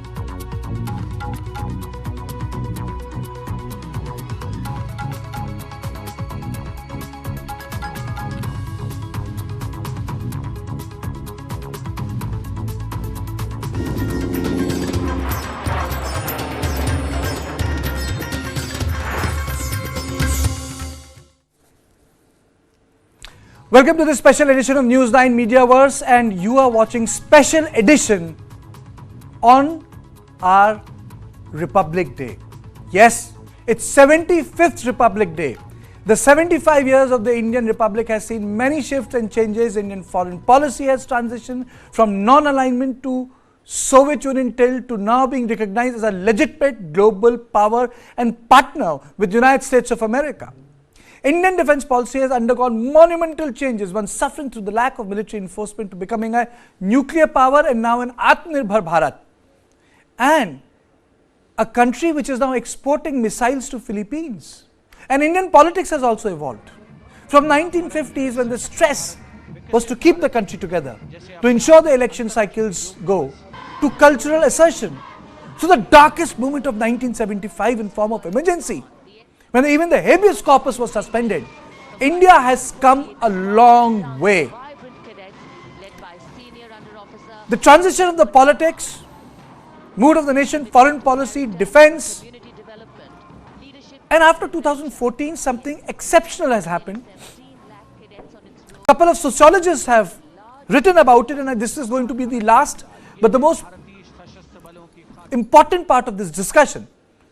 First foreign policy, then defense, then domestic politics, and then Modi and decline of Congress, and that is, क्या 1998 से लेके 2014 की राजनीति अपवाद थी? Has India gone back to the single party dominant system, which is the true nature of the Indian politics? And the so-called, the binary which emerged, in which L.K. Advani spoke in 2009 speech after he lost the election, was an exception. We will talk about that in the end. But today I will take you through the 75 years of the Indian Republic and the noteworthy milestones, while also addressing the evolving stand on foreign policy, defense strategies, and Indian political landscape. On this, I am joined by Arun Anand, author and senior journalist, Ambassador Ashok Sajjanhar, and Lieutenant General Rameshwar Yadav, and with me in studio, Group Editor Languages and Hindi of TV9 Digital, Panani Anand. And we will be running all those special graphics, the Republic, and we will start from first 1950s. This is the 2020. India's foreign policy shift, India's leader of the non-aligned world in 1950s and 60s. These number of them will start coming on the screen and we'll play them. But let me go across to Ambassador Sajjanhar. So what has been the biggest shift in India's foreign policies from 50 till today? Well, thank you very much, Kartike. I think, as you have noted yourself, there have been very many ups and downs as far as the last 75 years of our journey are concerned. And our foreign policy also has seen many ups and downs. We have seen, sinking to the nadir in 1962, then rising to the pinnacle in 1971, then coming up with, the breakup of the Soviet Union, the whole world environment, security, strategic architecture changing, and then us seizing the moment in 1998 by holding our, nuclear test. After that, in terms of the 2001 9/11 attacks, how India handled its own relations with different countries. After the demise of the Soviet Union having taken place in 1991, we established our strategic partnership during the time of Prime Minister Vajpayee, which are continuing till today, whether it is the visit of Bill Clinton in March of 2000, whether it is the visit of President Putin in October of that year, and we had the annual summit relationship with the Russian Federation. Annual summit relationship started with the European Union also during that period. So that was a very momentous 4 or 5 years. And then in 2005, we saw the signing of the India-US civilian nuclear cooperation deal, which was approved by the NSG, unique one-time waiver given to India in 2008. And then coming to the current time of 2014, the period between 2010 to 2014, again, I would say was a decline because, there was lots of challenges within the country. There was what is called the large number of scams. There was a policy paralysis that was going on, both at the domestic level as well as at the international level. But after 2014, again, we have seen a very rapid, very significant growth as far as India's position in the world is concerned. One, of course, has to do with the manner in which our economy has been handled. We were the 10th largest economy in 2014. Today, we are the 5th largest economy. We are about to become the 3rd largest economy in the next few years. India is the fastest growing major economy in the world. India has been touted as the only star performer and a spark of a ray of hope in an otherwise gloomy economic scenario in the world. So one, of course, is as far as India's economy is concerned, the manner in which we have handled the crises, the black swan events of COVID-19, the black swan event of Russia-Ukraine conflict, and now the Israel-Hamas conflict. And we can come to that as to how India has dealt with it, our vaccine Maitri initiative, and so on and so forth. So the manner in which India has conducted itself and reached out to the countries. So if I was to identify a few words by which I would characterize India's foreign policy today and over the last 8-9 years, one, I would say it is very bold, it is very confident. We are projecting ourselves as a Vishwamitra, that is, we have friends around the world. Okay, Mr. Sajjana, sorry, I'll have to stop you. Other panelists are waiting. Panini, if we have to compare two big icons of diplomacy, who will be those two icons of diplomacy? Kaun hai wo do log? No, the diplomacy in India starts with the Nehruvian era, and the diplomacy in the Nehru's time, we can't undermine it, no matter what the situations are now in the country. I'm not undermining the today's regime and their efforts in diplomacy, but at the same time, the diplomacy efforts, the non-aligned movement, and to take the word on board, it actually started in the Nehruvian time, and the extension comes in last 10 years.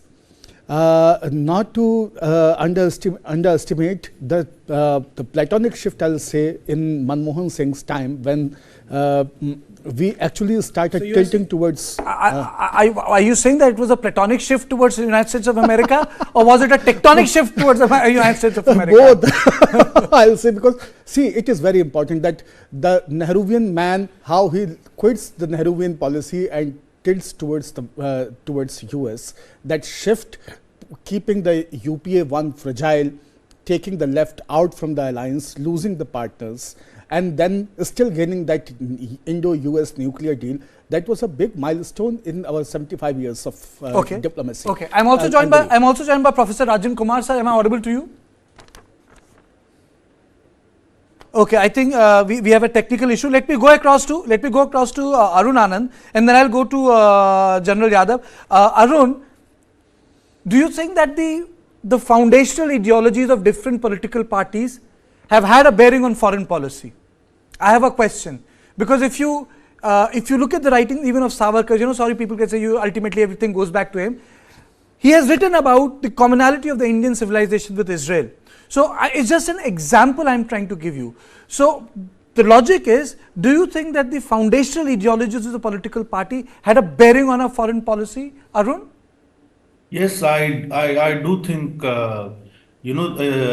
that's a very apt observation, because if you look at the current regime's foreign policy, so they have all what you call in the popular parlance, muscular nationalism, and which is very closely linked to having a very strong and very assertive, I'm not saying aggressive, that's a very finer nuance, a very strong and very assertive, foreign policy, a very strong and very assertive role which they want to play in the global affairs. You also have to take into account the fact that in fact, apart from BJP, none of the political parties at present, all of them have lost their ideological moorings. It is only BJP which has kept its ideological moorings intact, and that is getting reflected right since the Jansang days. The stand of Jansang was very clear. It was basically based, if you look at the writings of Datta Panthendi, one of the ideological stalwarts of Sangh Parivar, so he always talked about third way. He said neither capitalism nor socialism can provide solution. He wrote in 1960s. And the current government's policies are also reflecting, as far as the foreign policy is concerned, it is also reflecting exactly basically the third way of Datta Panthendi. Let me go. So what Arun is saying actually, and what Datta Panthendi is saying, the reality of the world in 21st century is where the amalgamation, the fine cocktail of socialism and capitalism will help you survive and sustain in a mass base and in a population like India, in a diverse population like India. The second thing which is very important, and I'm just trying to respond to what you asked, Arun. The players of the world don't remain in their power and capacities same forever. The equations change. The new nations emerge as more important or powerful nation. The powerfuls become weaker or vulnerable.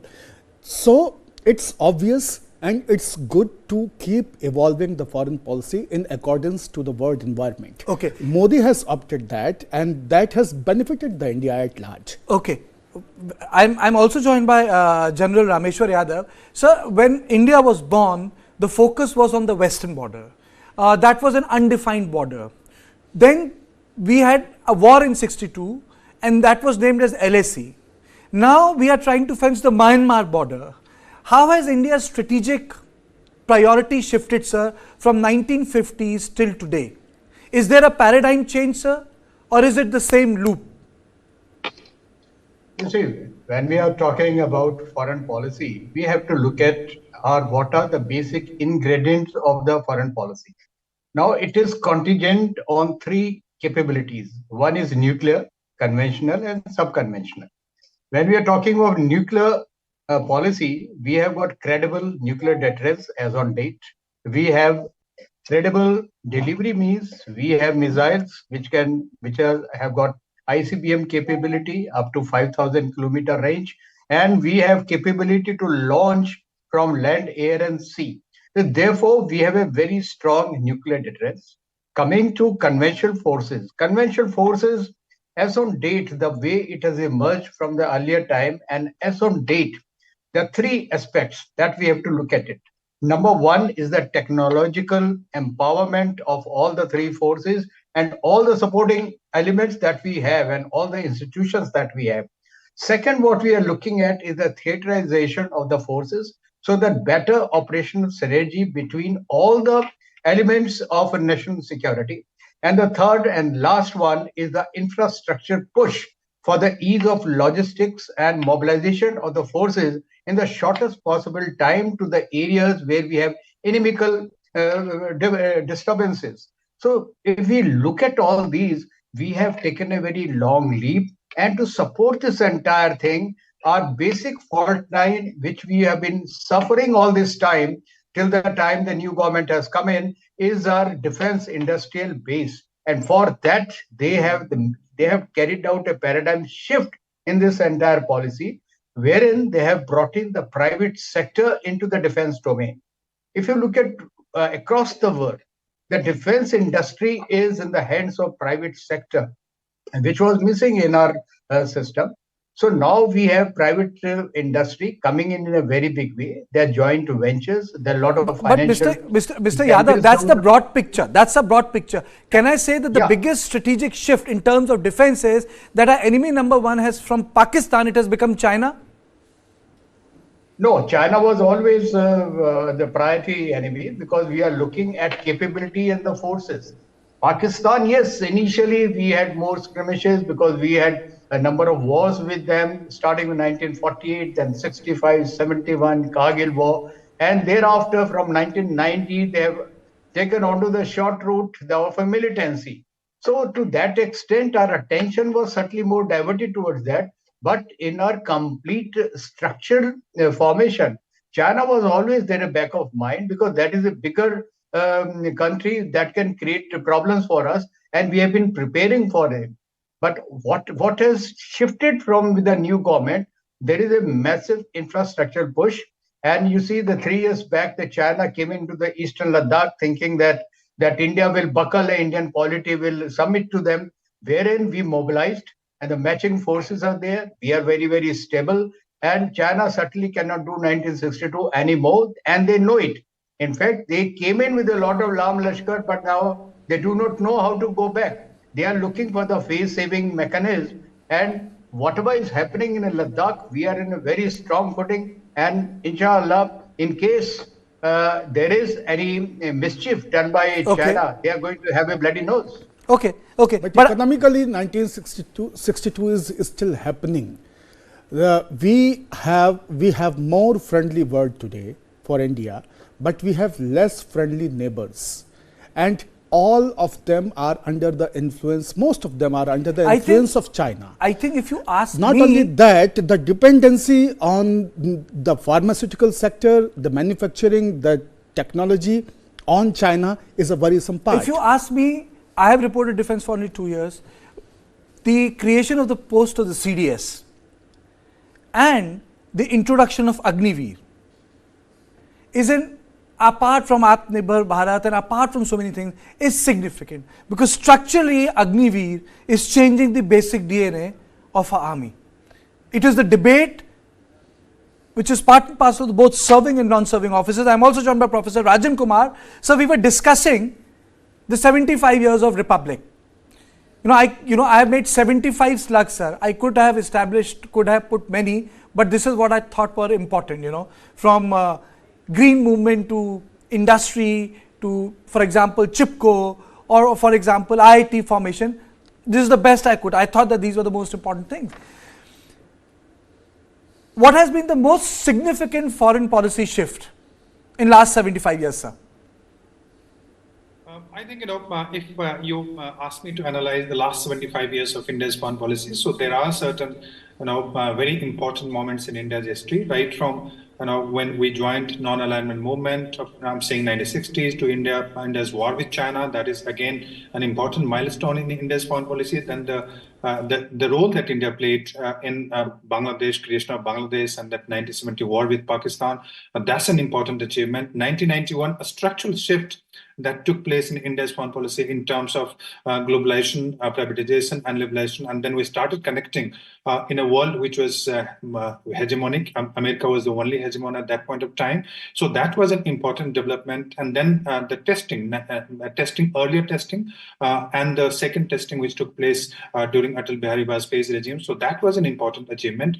As far as the shift is concerned, one of the important shifts that I see in the last 20 years or so is India coming very close to United States and many of the Western countries. During the Cold War period, that was not the case, that but that is an important achievement. And also the way Indian economy started connecting with the Western countries and also with other economies. So that is an important shift that I see in terms of India's foreign policy, which also includes India's trade and economic policy. And in the last few years, if I tell you, the way we started connecting with the diaspora, so that is an important change that I see. The way we supported many of the countries during the COVID and vaccine diplomacy, etc., and the strong leadership that you see at the moment, a very reignited foreign policy that we see under the present regime. So these are the major breakthroughs, major shifts in India's foreign policy. And the way India is being seen today, that is very important, because India is the largest, the biggest country in terms of population. Professor Kumar, there is one more thing. When Jawaharlal Nehru was sent by Gandhiji in 1930s, he marshaled a lot of Indian diaspora in Europe. I would say that the way Modi has marshaled Indian diaspora and wedded it to Indian foreign policy is an amazing thing. It is one thing to organize one Wembley event. It is one thing to organize one event in Manhattan.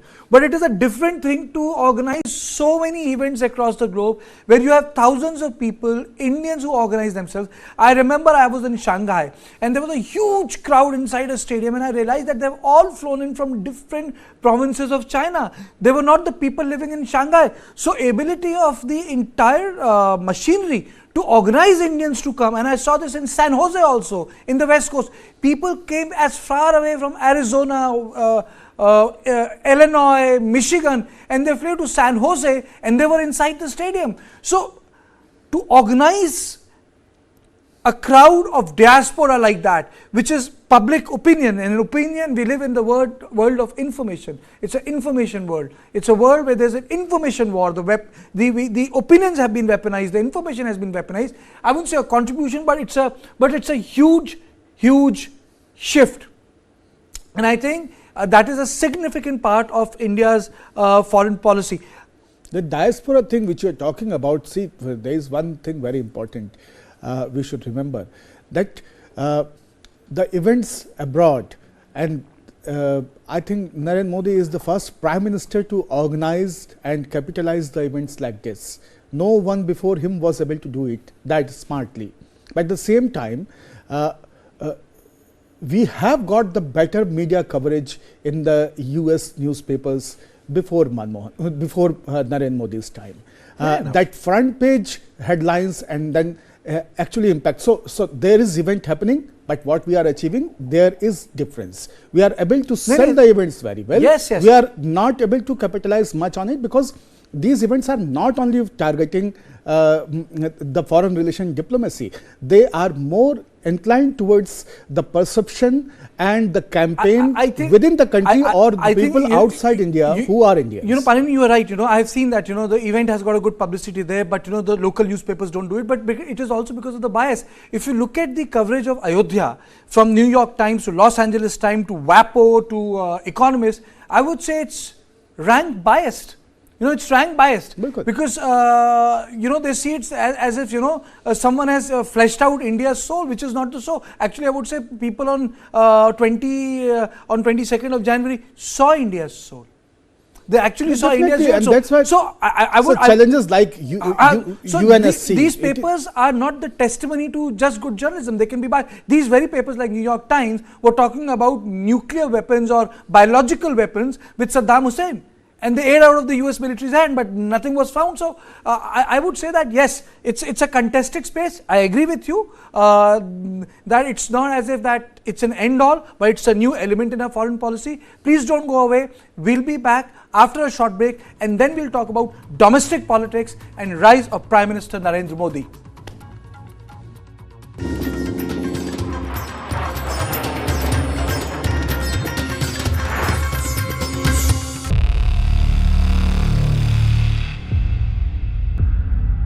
वर्ष 2070 तक Bharat net zero का लक्ष्य हासिल करेगा. There is certainly a wall of capital coming into the clean tech, climate tech space, not just in India but across the world.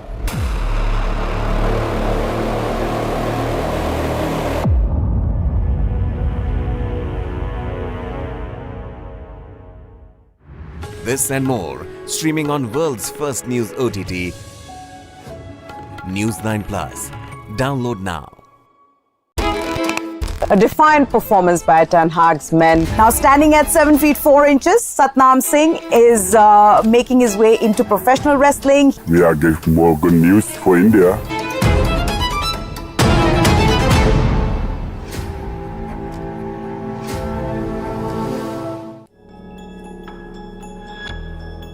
Since the last 2 years, Khalistani terror groups are threatening Indian diplomats in Canada, US, UK and Australia.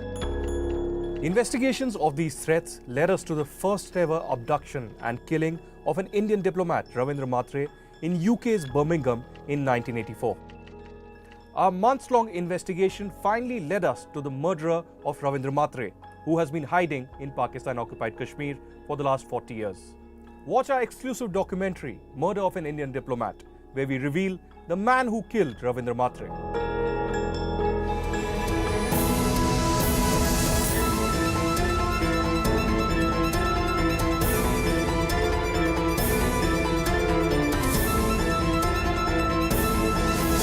Stop searching, start streaming. Download the world's first news OTT, News9 Plus, ahead of the curve. जानना है तो देखिए, समझना है तो सुनिए,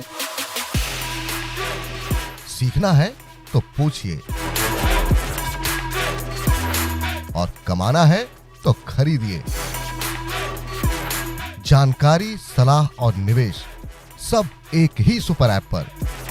पैसे का सवाल है तो जवाब है Money9। आजादी पैसे की, अभी डाउनलोड करें।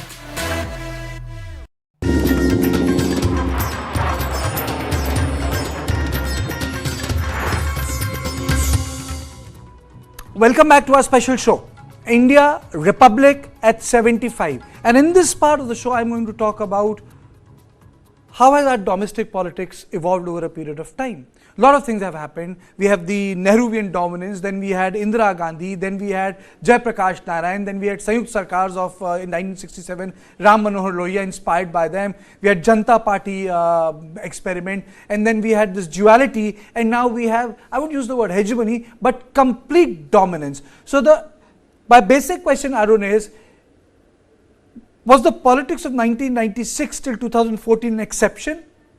And India does revolve around a single party dominance? Because if you look at 1952, 1957, 1962, you did not have leader of opposition. 67, Swatantra Party got seats, you had leader of opposition. 71, you had no leader of opposition. 77, you had leader of opposition in the Congress Party. 1980, you had no leader of opposition. 1984, you had no leader of opposition. But you have leader of opposition from 1990 till 2014. With the rise of Bharatiya Janata Party, again, you have no leader of opposition.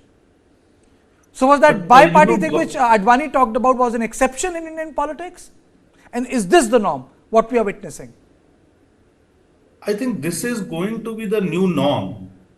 This wasn't earlier the norm, but this is going to be the new norm, and I'll tell you why. It is not specifically related to, only Narendra Modi or BJP.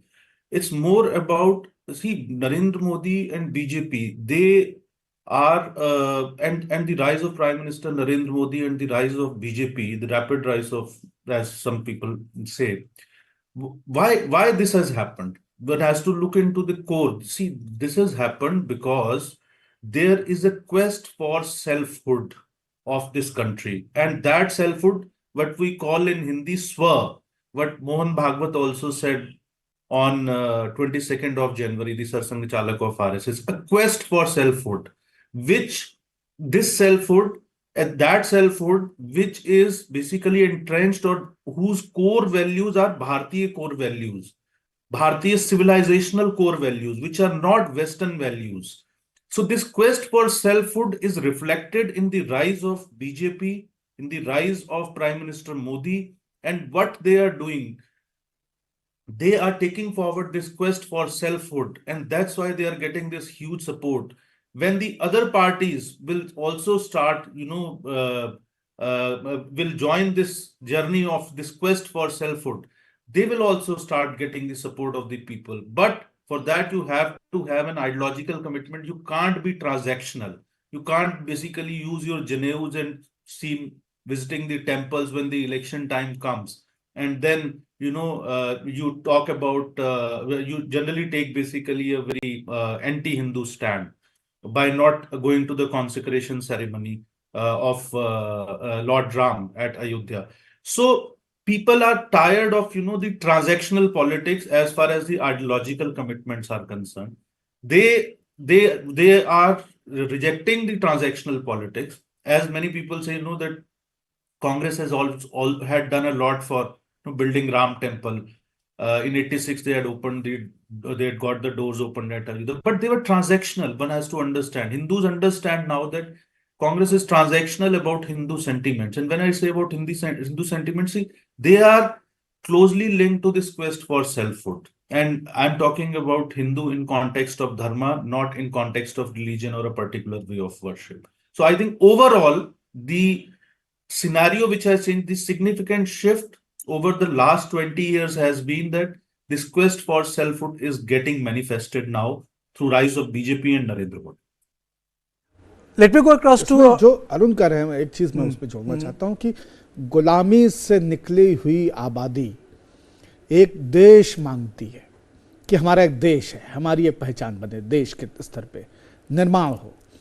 भूख और जो बेघर आबादी है वो social justice और अपना space, अपना रिप्रेजेंटेशन, अपनी रोटी, अपना कपड़ा, अपना मकान ये मांगती है। लेकिन इन सब की परिपूर्ति होने के बाद में nation building was happening post independence, then social welfare was happening, social justice politics was happening there. ये सब होने के बाद में न्यू लिबरल पॉलिसीज के बाद में आप जैसे जैसे संसाधन से संपन्न भारतीय समाज होता गया, वहां पे एक भूख अपनी पहचान की आनी ही थी। वो सहज चीज है कि जब आदमी अघा जाता है, खा के उठता है तो कहता है कि हाँ मेरी पहचान क्या है। और नरेंद्र मोदी का राइज उस पहचान खोजते समाज के बीच में नायक का उत्थान है। तो आपको यह समझना पड़ेगा कि नरेंद्र मोदी एक केवल पार्टी को और केवल एक विचारधारा को रिप्रेजेंट नहीं कर रहे हैं। नरेंद्र मोदी का मतलब है इस एक बहुत बड़ी आबादी, इस एक बहुत बड़ी पहचान को स्व के ज्ञान का व्यक्ति, और इस स्व के लिए हमेशा एक नायक की जरूरत होगी। जब भी आप अपनी सांस्कृतिक रूट्स में, अपनी पारंपरिक रूट्स में, अपने इतिहास में अपनी पहचान को खोजना शुरू करेंगे तो आप नायकत्व के लिए भी लोग वहीं से खोजेंगे।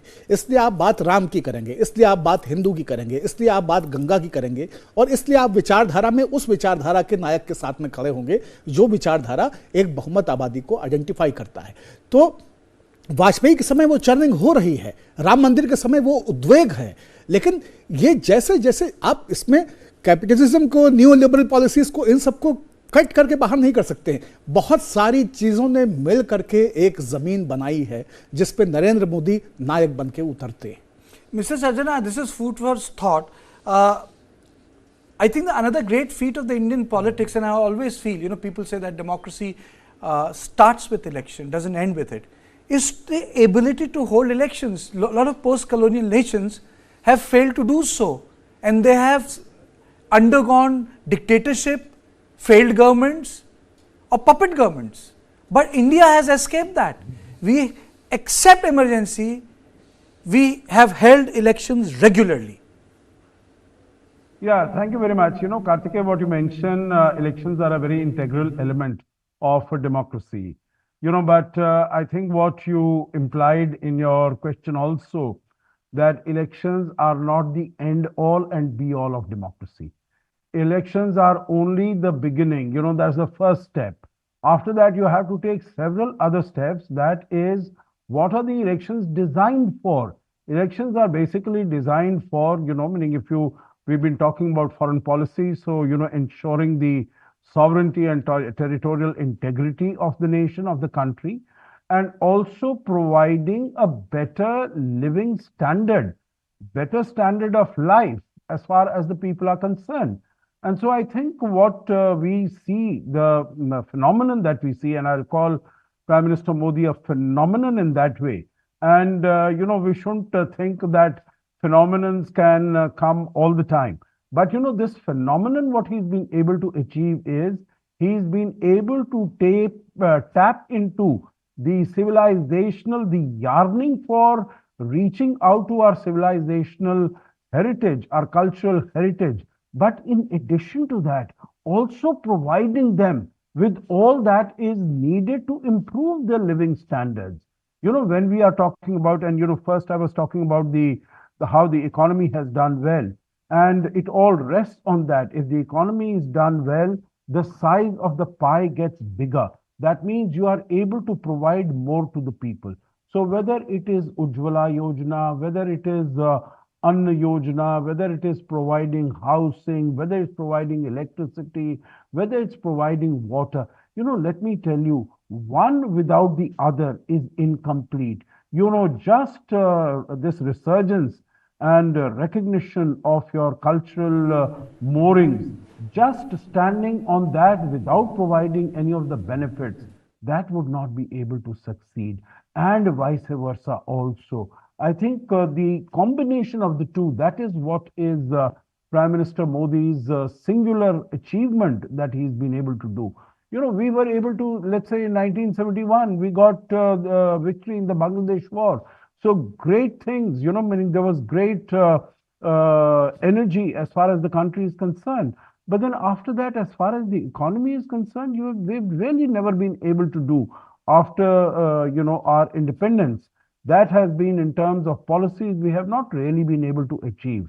I think it's the credit goes to Prime Minister Modi, and you can see how we dealt with as far as our economy is concerned in the aftermath of the COVID-19. Everyone was saying, we have so much of, as far as $600 billion of foreign exchange reserves, we have this, we should provide funding to our business, to our people. But we followed a very prudent policy, and I think that prudent policy has served us well. And going forward also, I think in the social sector also we have been able to remove but the Mr. Sajjanhar, there is another aspect of our domestic politics. Another aspect of the domestic politics which is which I would say is a huge shift, and that shift is being reflected in our parliament. Arun, the people who were elected in 1950s, 50% of them were agriculturalists. If you look at the profile of our parliament, it is a different India which is going there. I am not saying that the people from rural India don't go to a parliament. There is a shift. Different people are going to parliament these days. I think two things have happened. One is that the electoral process has become very expensive. So it has become, which is not very good for the for Indian democracy. Second thing which has happened over the last, and especially if you look at, I think the way, if we look forward now, the increasing role of the women participation, and especially after Prime Minister Narendra Modi has brought this, his government has brought this bill of providing 33% reservation in Parliament and legislative assemblies. I think that's a significant paradigm shift, and that will help to make Indian politics much more cleaner. Another thing which I think is a great challenge, increasing challenge for Indian democracy is, and which is a significant difference between 1950s, 60s, up to, you can say, around 1967 and now, and that's basically the reduction in internal democracy of most of the parties. So the high command culture, I think that also needs to be, it's one thing to have a strong leader, and it's another thing to have a high command culture. I think that's again a very finer, difference. Congress and the rest of the opposition, they are suffering basically because of, the high command culture. Whereas BJP, it still has, a largely, basically, it's a cadre-based party. Another significant shift between the 1950s and what we are witnessing today is that the ideological framework of the non-BJP parties, all the parties other than BJP, the left still has that framework. But Congress and many other parties, especially socialists and loyites, and they have lost their ideological framework. Their parties have become JB parties of the family fiefdoms. They have become even a party like BSP, which was started on such a strong ideological framework. So it has Very become good point. now a Dynasticism. That's a very good so point. It's not only Congress which is suffering from that, and most of the political parties have to learn. See, last point I want to make quickly is that's why all these parties don't have cadres; they just have members. To become members, to convert members into cadres, you need training programs, and your training programs are based on your ideological fulcrum, which only BJP has. That's why, and that's the extinction of cadres which is hurting these parties. So I think these are some of the significant changes. You agree that? I don't. I think that it's not that only Congress is suffering from this high command problem. You always have a high command. High command is present everywhere. High but command there is everywhere. Dynastic high command and there is no non-dynastic high command. It's not the cadre or not the organization which is making most of the decisions. The very new MLAs who don't even have the experience of assembly conducts, legislative conducts, they have become chief minister. Okay. So it's a high command and it's a cadre. Okay. In Congress, there is no cadre, there is only high command. Most of the regional parties don't have that kind of cadre except the caste representatives who are influential or powerful in their areas, in their regions. Otherwise, high command has been adopted and opted by the BJP very well on the similar lines of Congress party. What Congress lacks is cadre. They have very strong cadre, and not only cadre, the multiple layers of cadre in BJP. I think from an outside, let's take that outsider perspective from General Yadav. I think if you ask me what Congress has lost in one word, General Yadav, are you there? Yes, I'm there. If you ask me what Congress has lost in last 75 years, is ideological mooring. ना यहाँ के हैं ना वहाँ के हैं, न उगलेंगे ना निगलेंगे, शिलान्यास भी कराएंगे पर उद्घाटन में नहीं जाएंगे.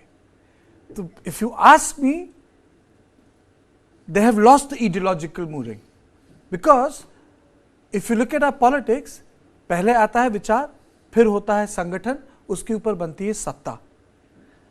So if you don't have vichar, it's a very beautiful Hindi word, vichar, you'll never have an organization.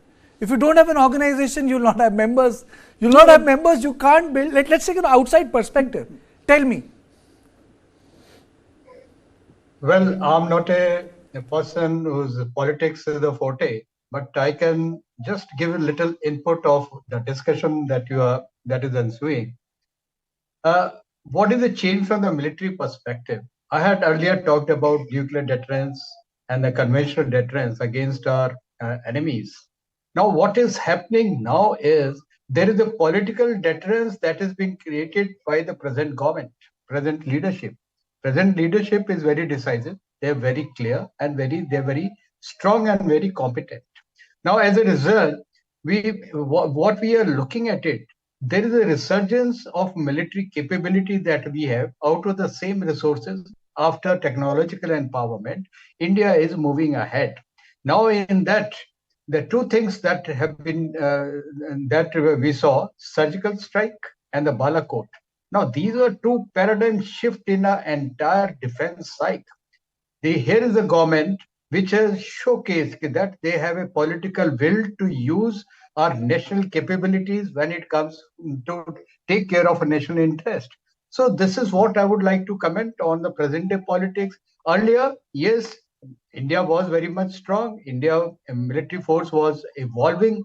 Everything was fine. But there is a certain shift. There is a decision and there is clear-cut emphasis on capability enhancement. Theaterization is taking place. Infrastructure is coming up. And you see the third aircraft carrier in our IOR domain coming up. Okay. See, I'm not disputing that. I'm not disputing that. Certain things are important, incremental. Certain things are, I would say, there are continuities in history, sir. As a student of sociology, there are discontinuities in history. And the Indian Republic has seen both continuity and discontinuity. The continuity is of tradition. It's a religious country. Ganga का अस्तित्व था, गंगा का अस्तित्व है, गंगा का अस्तित्व रहेगा. It's a continuity. It's a civilizational thing. The discontinuity is that from celebrating Le Cite, the French nationalism, we are celebrating cultural nationalism. It's a discontinuity, and it has occupied the mainstream. I'll go back to Professor Rajan Kumar sir. Are you there? I'm closing in the discussion. Yes, sir, I'm here. I'm here. Because we were talking about the domestic politics. Do you think that another important thing has happened which was not there? You see, earlier foreign policy component was not linked with the domestic politics. With information age, the foreign policy is also being harnessed in domestic politics. It has become stronger. It has become more felt. Like people can say, "Yeah, har aadmi ko hak kyun karte hain?" But you have to see it from the perspective of those who vote for him. It is a sense of power. It's posturing is a way because of relating yourself, and the person is not you but the country. Tell me. Yeah, I think, any foreign policy, you take it the historical period of earlier years, I'm saying post-independence, or even today's foreign policy, or any foreign policy for any country, they basically respond to two issues. One is the domestic requirement, whether this is economic requirement or the energy requirement or cultural requirement. That's the domestic requirement. And the second is the external environment, that how your neighbors are behaving with you, or how the superpowers are behaving with you, how the global environment, the global geopolitics is shaping up. So your foreign policy, in a sense, is a response to these two requirements. So India responded during the Cold War period according to, based on national interest. And at the moment, India is responding according to what it requires at the moment. The global footprints of India have definitely expanded. Mr. Kumar, my question was, people are consuming foreign policy. ये सबसे महत्वपूर्ण बात है. If you look at the Indian TV setups, if you look at the YouTube setups, people are consuming foreign affairs news, isn't it, Panini? अगर हम अपने setup पे जब चलाते हैं, क्या इतना ही होता था foreign affairs का component 30 years ago? It used to be the back page of Times of India. Now it is the first front page of Times of India. Because we are able to create the event out of it for the first time. The previous prime ministers were not creating the event out of it. So if this is happening today, there is reason. और हम ये दिखा रहे हैं, हमारा पूरा का पूरा जो फोकस भी है वो यही है कि हम राम राष्ट्र और विश्व की बात करेंगे. तो we are able to sell it. But at the same time what professor was saying that हमें ये देखना पड़ेगा कि हमारे पड़ोसी के साथ हमारा कैसा हुआ है, हमारे नए साथी कौन बने हैं, हमारे पुराने साथियों के साथ हम कहाँ पे हैं. तो in foreign policy and diplomacy, end of the day the most important part is what you achieve, not what you propagate. If propagation is, if it is worth, if we achieve something, if the foreign policy propagation is helping you in electoral politics, good. But what we are gaining outside India is equally important. And when we talk about diplomacy. And on one note, I'm going to close my bulletin. I wish I had more time because Arun is also here. Panini is also with me. India is today caught between right and left. There is something called radical centrism. That may be another debate. Radical centrism which is missing. What India is witnessing is decline of the Congress party. Swatantra party was born. It was right to the center party, closer to the Bombay group. But people forget that Swatantra party made the mistake. It disappeared when Babuddu Dandubate and George Fernandez forced the slogan, Indra Hatao. She turned it around, said, wo kehte Indra Hatao, main kehti hu Garibi Hatao. Congress is in the same juncture. The biggest national party, oldest party, not the biggest right now, but the oldest national party is on the verge of being irrelevant. And domestically, it really worries me because there is no hegemony, a counter hegemony. When Swatantra party disappeared, then Janasangh, other Janta faction, BKS, BJS, so many other parties had to come together.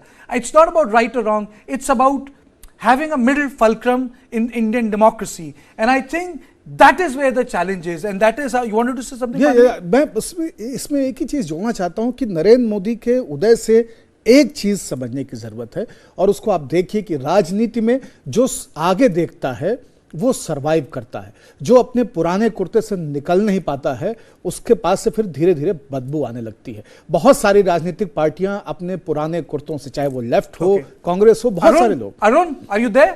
वो उससे निकल नहीं पा रहे हैं, जबकि नरेंद्र मोदी की politics, या मैं आपको बताता हूं कि नागपुर में इस पे भी चिंता हो रही है, दिल्ली में 3 मूर्ति की लाइब्रेरी में बैठ के लोग इस पे भी काम कर रहे हैं कि 2050 की राजनीति विश्व की कैसी होगी और हम उसमें कैसे सस्टेन करेंगे। कांग्रेस ऐसा कर रही है क्या?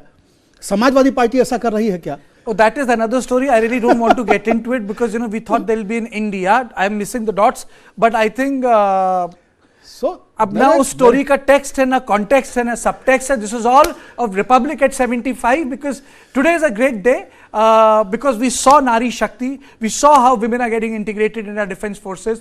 I hope they get more integrated in our civic life, social life, economic life, because men and women are equal partners. Happy Republic Day, and this was a special edition on it. Thank you so much. Thank you all of you for joining me on my show.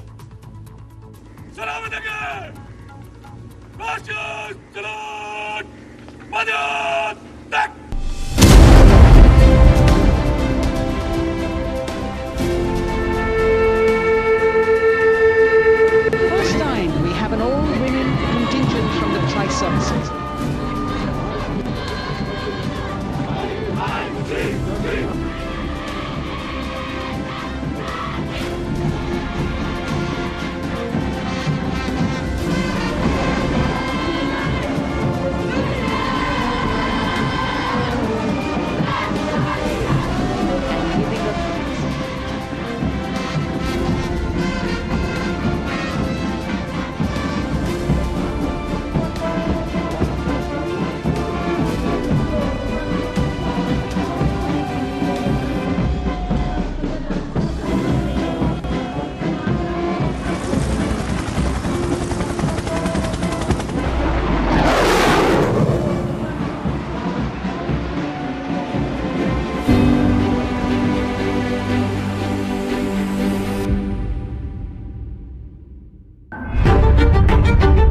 $20,000 people dead and counting. What's happening in the United States of America is unprecedented.